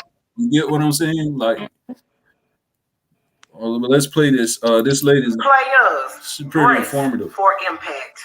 So over 14,000 Haitian and other migrants have made it to the border in Texas. Over the weekend, they encamped over bridges and they trekked through water and all types of things to get to the border. Over the past few months, Haiti has experienced a tremendous amount of devastation. They had a hurricane, tropical depression, their president was kicking, as well as rising gang violence. So some of them felt they had to leave. So they made it over to the Mexican border and they're seeking asylums and things like that. Well, Homeland Security Secretary Mayorkas said that if you have come here illegally, you will be sent back. Okay, nothing wrong with that. But I want you to take a look at the way this Border Patrol is handling these migrants. They got whips out there. They're on horses, and in order for them to arrest the Haitian migrants, they have whips out there. You guys, you see it. I can't make this shit up. They have whips out there. It looks really familiar to me, and it's unacceptable that this is allowed to happen in 2021. But what can we expect in the state of Texas? As of right now, they have removed more than 6,000 Haitians and other migrants from that encampment at the Texas border. And at the White House press conference today, this is what Jen Psaki had to say. Question on Haiti. There are photographs and reports of border agents on horseback using what appear to be whips on Haitian migrants. Does the administration view that as appropriate tactic? Can you speak to that? There are people who are upset. Yeah, understandably so. I've seen some of the footage. I don't have the full context. I can't imagine what context would make that appropriate, but I don't have additional details. And certainly, I don't have additional context. April, I don't think anyone seeing that footage would think it was acceptable or... Your damn Skippy is unacceptable. And why do we need to hear the context? There's absolutely no context that will make it acceptable for the Texas Border Patrol to use whips on migrants. But you know what? It's Texas, and Applehead Abbott is involved. So why should we be surprised that the Texas Border Patrol just happened to have whips there to beat migrants with in 2021? So now he is requesting a federal emergency declaration for President Biden so he can override all laws and respond to the border crisis. So what the hell are you going to do now, honey? Put them in chains? They need to get this together, and they need to get this together expeditiously because this is a disgrace. Despite this being Texas, this is still the United States of America, and this is not acceptable. No. Now, she just said something that kind of, damn, I didn't even know I could do that. Am I echoing? No, you're not. But right. I shared a clip of Joe Biden that someone sent to me, and Joe Biden was saying, it would be nothing if Haiti sunk into the ground or was lifted 300 feet up. Wow. He meant that shit. And this was years ago that clip came from. Because do y'all know what Haiti represent?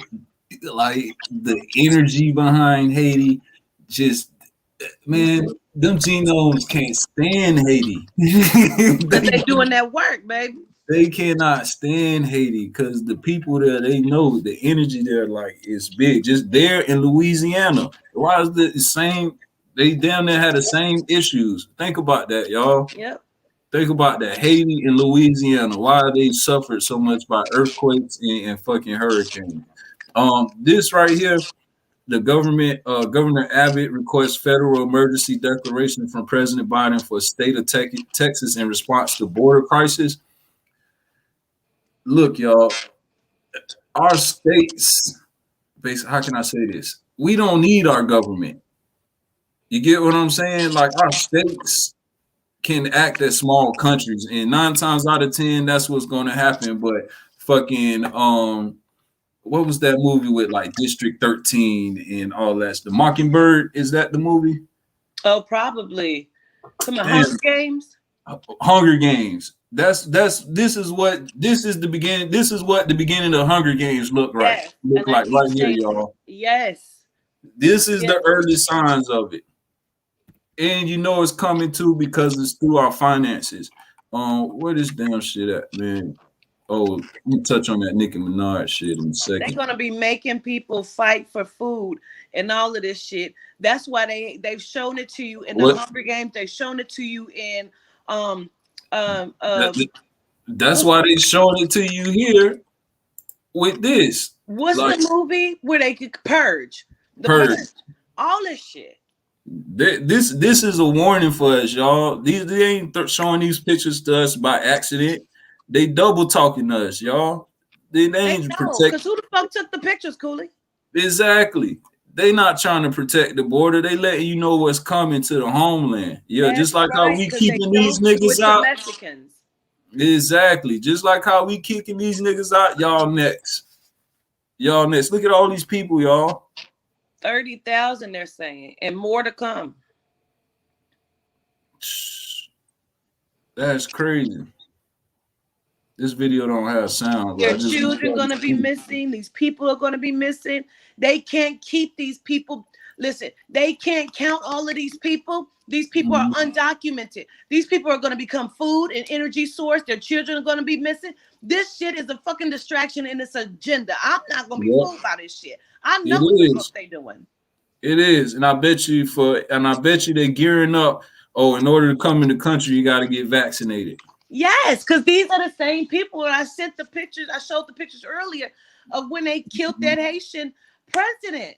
Like, who took those pictures? Why is those pictures floating? They're not in the media anywhere, but someone sent it to me. You know what I'm saying? Like, you're not getting ready to pour piss in my face and make me think it's rain. Or my grandma would say, no, you're not. Oh my God, where this video at? So boom. Give me a second, y'all. Give me a second. But yeah, that shit that's going on with them. Then when you're ready to pull it back up.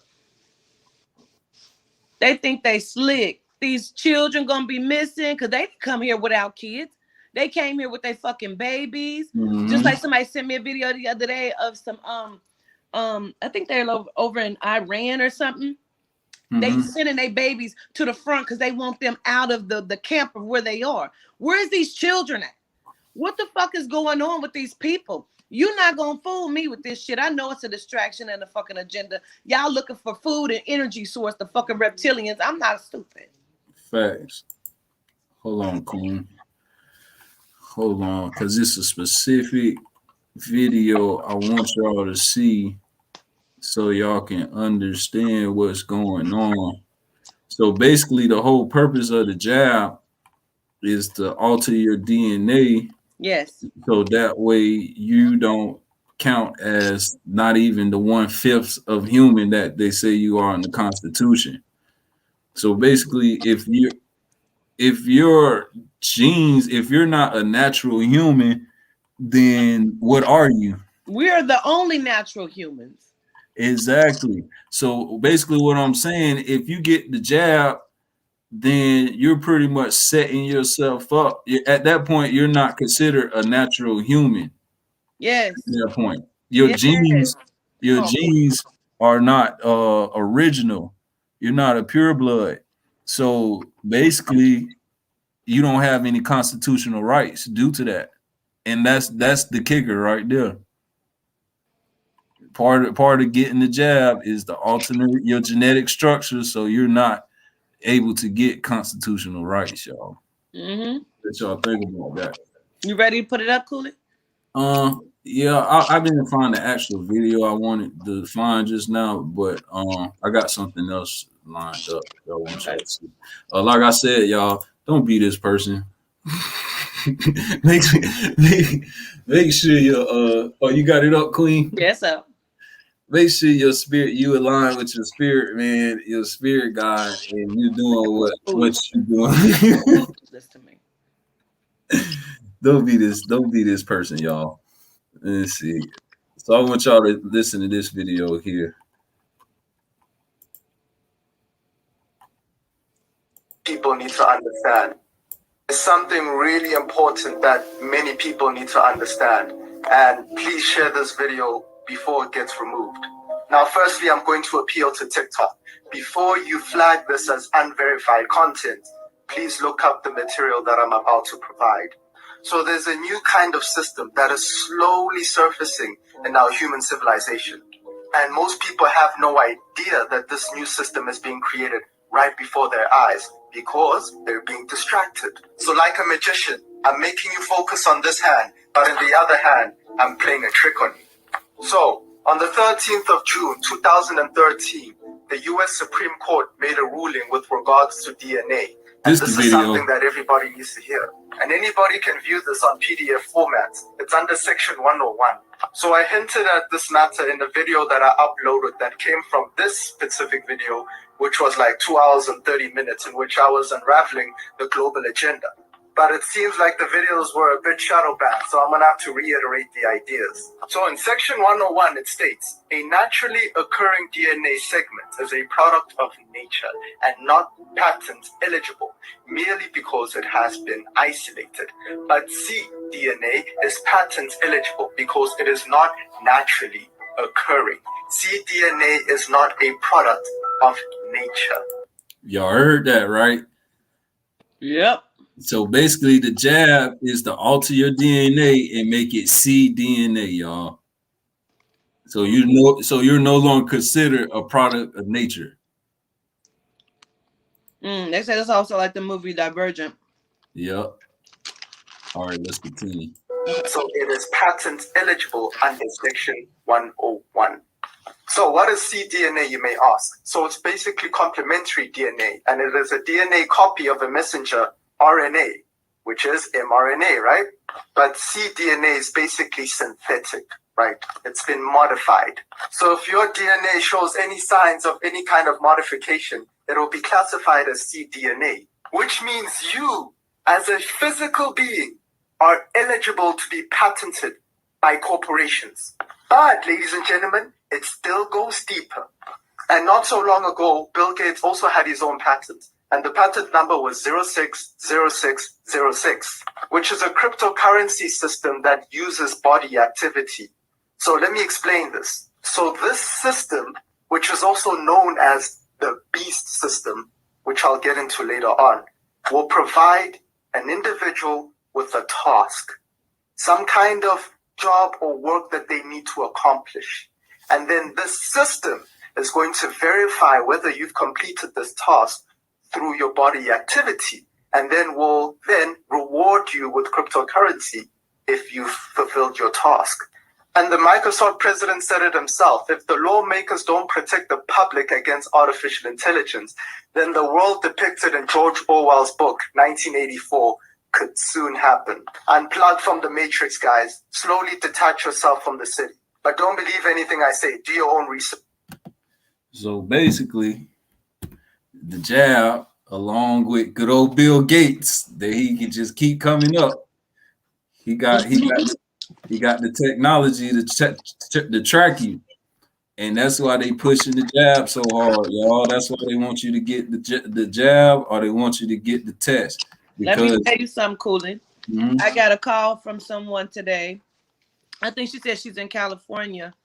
She said today they had in her son's high school, they were telling the kids to donate blood for $50 to $20. They didn't have their parents' permission. They're asking only for the Mennonite, the black children, to donate their blood. Why the fuck? They can't even enter into a contract. How you taking their blood without their parental? I'm confused. But okay. Oh, because of the birth certificate. Tell me they don't have no rights to their kids anymore. We just see that it's in that strawman video. We just literally seen that. So yeah, let's talk about Nicki Minaj real quick. All right, you got something up? I got it up. Yeah, you can pull it up. Okay. So as soon as she go to talking about, what she talking about, the jab and stuff, and they question what she said, is it true or not? We got somebody showing you like, hey, what she's saying is true. There is testicular swelling from the jab. You know what I'm saying? And this is off of the National Vaccine Information Center website. But not like your boy said in the video I just showed y'all follow me, y'all stick with me. Like he said, like a magician, I want you to pay attention to this hand because the trick is in the other hand, right? Right now, what they showing with Nicki Minaj, she going through a humiliation ritual. And the reason why she going through the humiliation ritual because she trying to protect her husband. Not the baby, the husband, because the husband is being accused of being a pedophile, as well as her brother. You feel what I'm saying? And if you notice, every time something go on, like the dude she dealing with, she always got some type of drama going on during that time to try to take away from the court stuff that she got going on behind closed doors. Just like when it was when Meek Mill had that shit going on, she was popping up for PR. It was PR stunt. You get what I'm saying? This shit right here, man, that's going on.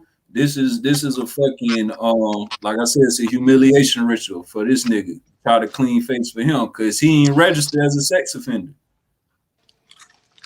You looking at seeing sometimes. So in order for her to use her power with the people, well, you want us to do a favor with this nigga and he ain't even part of the brotherhood. You feel me? Either we finna run train on you or we finna humiliate you, we finna tear you down. You know what I'm saying?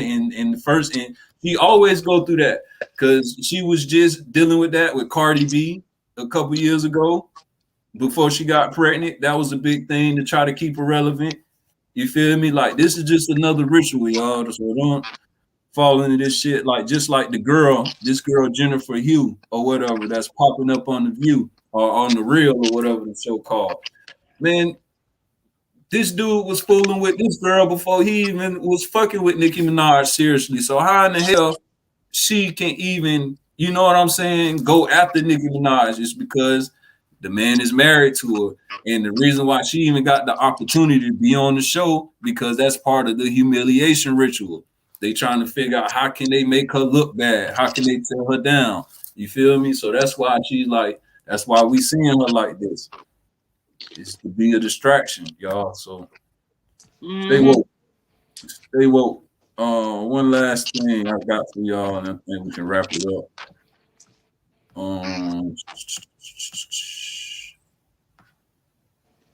Yeah, this right here with the Biden administration has proposed requiring all community banks and other financial institutions to report to the IRS on all deposits and withdrawals through business and proposal accounts worth more than $600, regardless of tax liability. That is another warning that the B system is coming, that the boy was talking about in the other video. They want they want to RFID, they want to chip us, y'all. Yep. So, and this is the warning that is coming. Like they trying to if this was to go through, this literally was stopped due to one vote. One vote literally stopped that from happening. You see right here, by a vote of 49 to 50. The Senate did not agree to Crapo Amendment, or Carpo, however you say that, Amendment 3099 in relation to California number 122 Senate or whatever. But it did not pass, y'all, basically. And it only didn't pass due to one vote, y'all. So just let you know it's on the cusp. Because they finna go kill them 50 people. And replace them with other people to put them on the program. Make sure they with the program, y'all. They showing you. And I showed y'all in that clip the with the jab with Biden last week, y'all, or the week before, where he say, man, they tired. They tired of fighting with us, man. They what's up? Yeah. He said we've been patient. We've been patient. What's up with y'all? Now, Somebody put up their universal currency, and I want to state that for the last about 10 years ago, that's when they really started to implement the agenda. But it's going to be one world currency, one world government. Yep. It's going to be one world, new world order, period. Yeah, facts. Now, Miss Jessica Johnson wanted to know about saline, and she made sure she expressed herself about the damn saline. Now, I don't remember talking about the saline. I don't remember it last week, but since it was something that Miss Jessica Johnson wanted to talk about, damn, I closed it. Here we go. Let's talk about what saline is real quick and see how saline could be affecting us. So saline, also known as saline solution, is a mixture of sodium chloride, salt, and water, and has a number of uses in medicine applied to the affected area. It is used to clean wounds, help remove contact lenses, and help with dry eyes.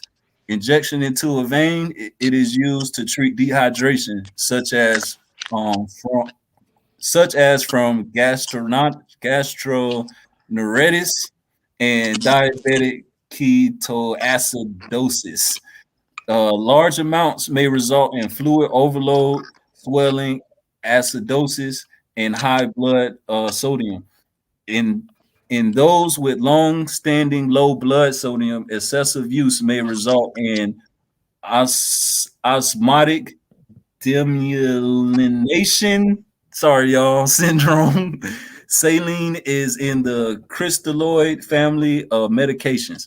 It is most commonly used as a sterile 9 grams of salt per liter, so 0.9 solution, known as normal saline. Higher and lower concentrates may also occasionally be used.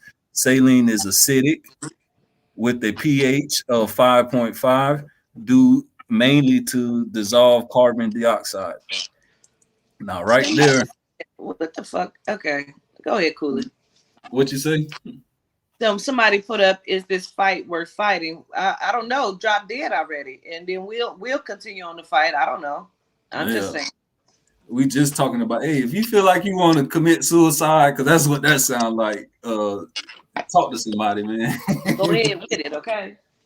For real. Now, this right here, Jessica Johnson, this is questionable because saline is acidic with a pH of 5.5. Now, we know we want anything to do with our water or fluid going inside of it. We want our pH balance 7 or higher.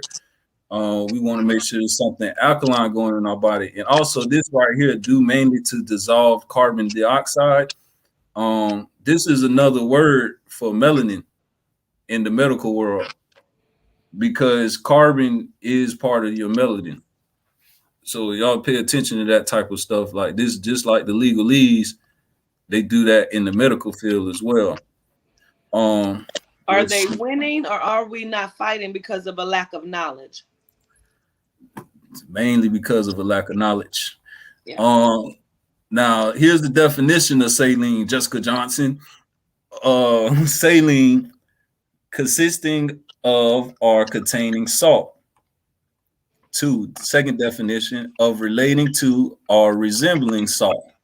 And 3, consisting of or relating to the salts of the alkali metals or of magnesium. Here's a second definition. I mean, a different definition of saline. A metallic salt, especially a salt of potassium, sodium, or magnesium with a cathodic action. So this definition right here stuck out to me, Jessica Johnson, and I want to tell you why. So, Queen, I heard you say the other day, earlier today, that you talked to somebody. They said they had an IV. They gave him the saline, and he had a real bad headache. His heart almost stopped. But really, he went in to take a COVID test, and they put him on a saline. And when they did, his heart stopped. They had to resuscitate him, and like they couldn't get his heart rate back up. And they kept saying they didn't know why. And I told him it's because they put that shit in his fucking saline bag. And it's sure enough true. It could be possible because here, if you look, you see it say it's a metallic salt, a salt of potassium, sodium, or magnesium with the cathodic action, right? So these are natural minerals that you're supposed to have within your body. You can see that, Queen? Yes. So these are your natural minerals that you are supposed to have in your body. Now, too much of any of these can throw you off. So it's a possibility that they could have gave him a high-ass dosage of that saline, because like I just showed you in this one, you say large amounts may result in fluid overload or swelling or acidosis and high blood sodium. He could have been feeling any of these which counteract, because when you have a headache, that's a sign. Just like your toothache, it's a signal to your body to let you know something is not right. You feel me? So he could have had a fluid overload, swelling, acidosis, or high blood sodium, as well as the vaccine, the jab. You know what I'm saying? Some luciferase or something in that shit. You get what I'm saying? Because these, basically, the saline is a base that you can use to add other drugs to give to the individual. You get what I'm saying? So boom, you ever notice, like on TV show, if you've been to the doctors, they give you an IV of the saline and then say, oh yeah, we're going to give you some morphine. And what they do, they take the needle and they push it right into the IV bag and put the drugs in there, and then after a while you go to feel loopy off of the morphine. Yep. So basically I use that example to show you, because as I was playing, I'm no doctor. I'm just using my common sense right now. This saline, based off of what we're seeing here, is a base, and they're able to add to, because this is just the saline is a mock of the water that you are damn near 80 to 90% of. This is a mock version of it, which consists of the salts in the water, because we do have different minerals within us, as I showed you. So that's just something I wanted to throw at you, Jessica Johnson. Just real quick, since you wanted to talk about saline. But yeah, it's real possible, and how these minerals come into play, because just like what we were talking about last week. Let me see if I got this up real quick, y'all. Do I still got the chemtrails up? Boom, right here. Let me see. Let me put it back up there for you. Okay. Just like how we was talking about the chemtrails last week. You got it back up? Yep. they throwing in the aluminum, the barium, and the strontium through these chemtrails to throw off your natural minerals and metals, your natural metals that you have within you. Now, wait a minute, because what you just named in the chemtrails is also what's in vaccines. Yeah. Yeah, now that I think about it, it pretty much is the same shit, the same metals. Yeah. There's some extra shit in there like fetuses and all kind of shit, but also here go it was circling back into mental health, y'all. The chemtrails is contributing to the mental health, whether you have an anxiety, here go ADD, Alzheimer's. We already talked about that, but yeah, the asthma, the chemtrails shit, they playing a role in that shit too. But yeah, Queen, that's pretty much all I got for y'all tonight. Y'all make sure y'all. That was a lot though, and I know, man. A fucking lot. I learned a lot, and this was worth every moment of it. And I know everybody on here learned a lot. And Jessica Johnson. Oh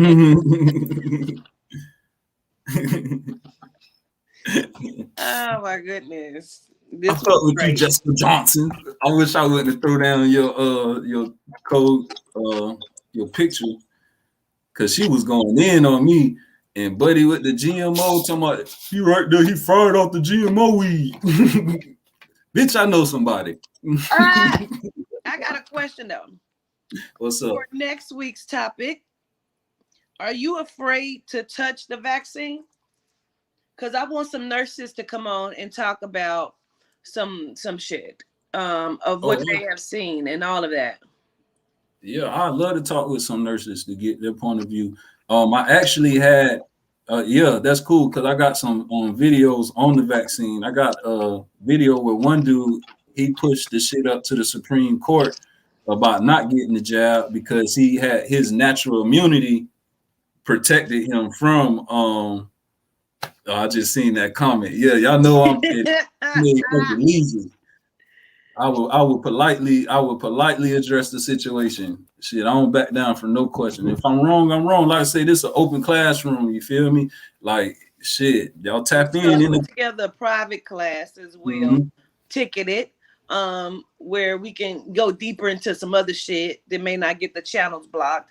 But I would love to talk about the vaccine because people are very afraid to touch it. Anytime you say that word, they start flagging your shit. I don't care what social media you're up on. And so I wanted some nurses. If you are not afraid, reach out to me and we'll set some shit up for next week and we'll talk about the vaccine and whether you're for it or against it. You know, I'm not biased. I want to hear both sides. And so let's see what it do. Yeah, facts. And I have some stuff on deck too, like some more stuff on deck in regards to the vaccines. And so, yeah, we'll make sure we can do that. I'm down. Okay. So yeah, man, y'all like, share, subscribe. Y'all hit the comments. I'll be in the comments. I'm sorry about the carrots, y'all. It was going in about the carrots. I meant to say turmeric. And they fucking said carrots. I apologize, y'all. It's all right, Coolie. They know what it is. And they know. And if y'all don't know, Coolie got off work and put this together for us because he had already put some stuff together, but he was still working on it after he got off. So Coolie been a hardworking man all fucking day. So I appreciate you, Coolie, from a genuine place. We will come back next week. And again, if you are a nurse or if you want to give your opinion on the vaccine and what you have seen, let's talk about it next week. Yeah, all the nurse bays hit my DM. I'm feeling a little sick. Hey,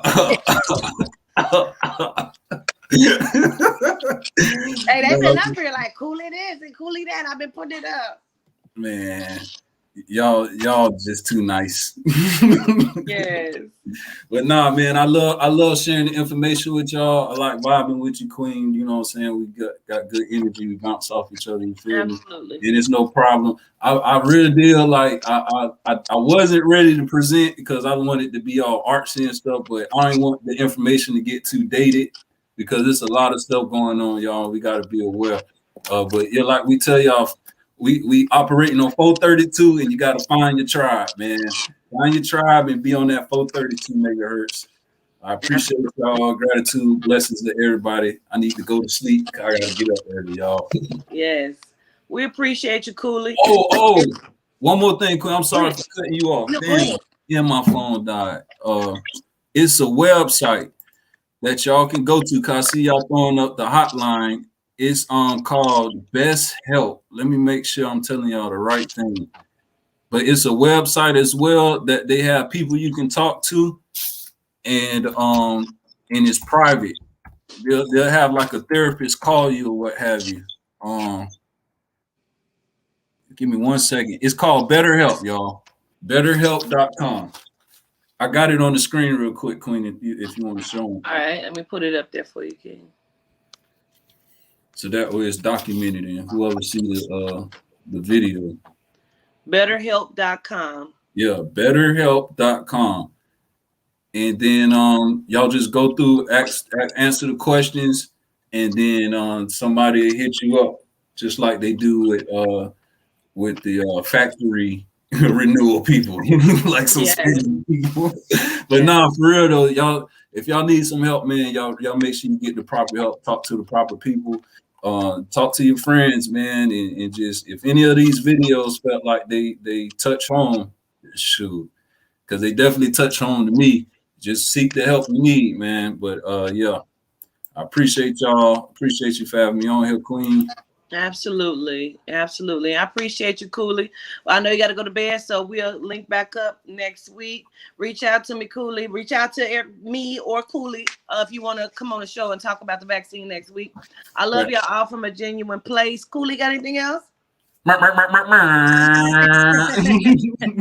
right, y'all. Peace. Peace.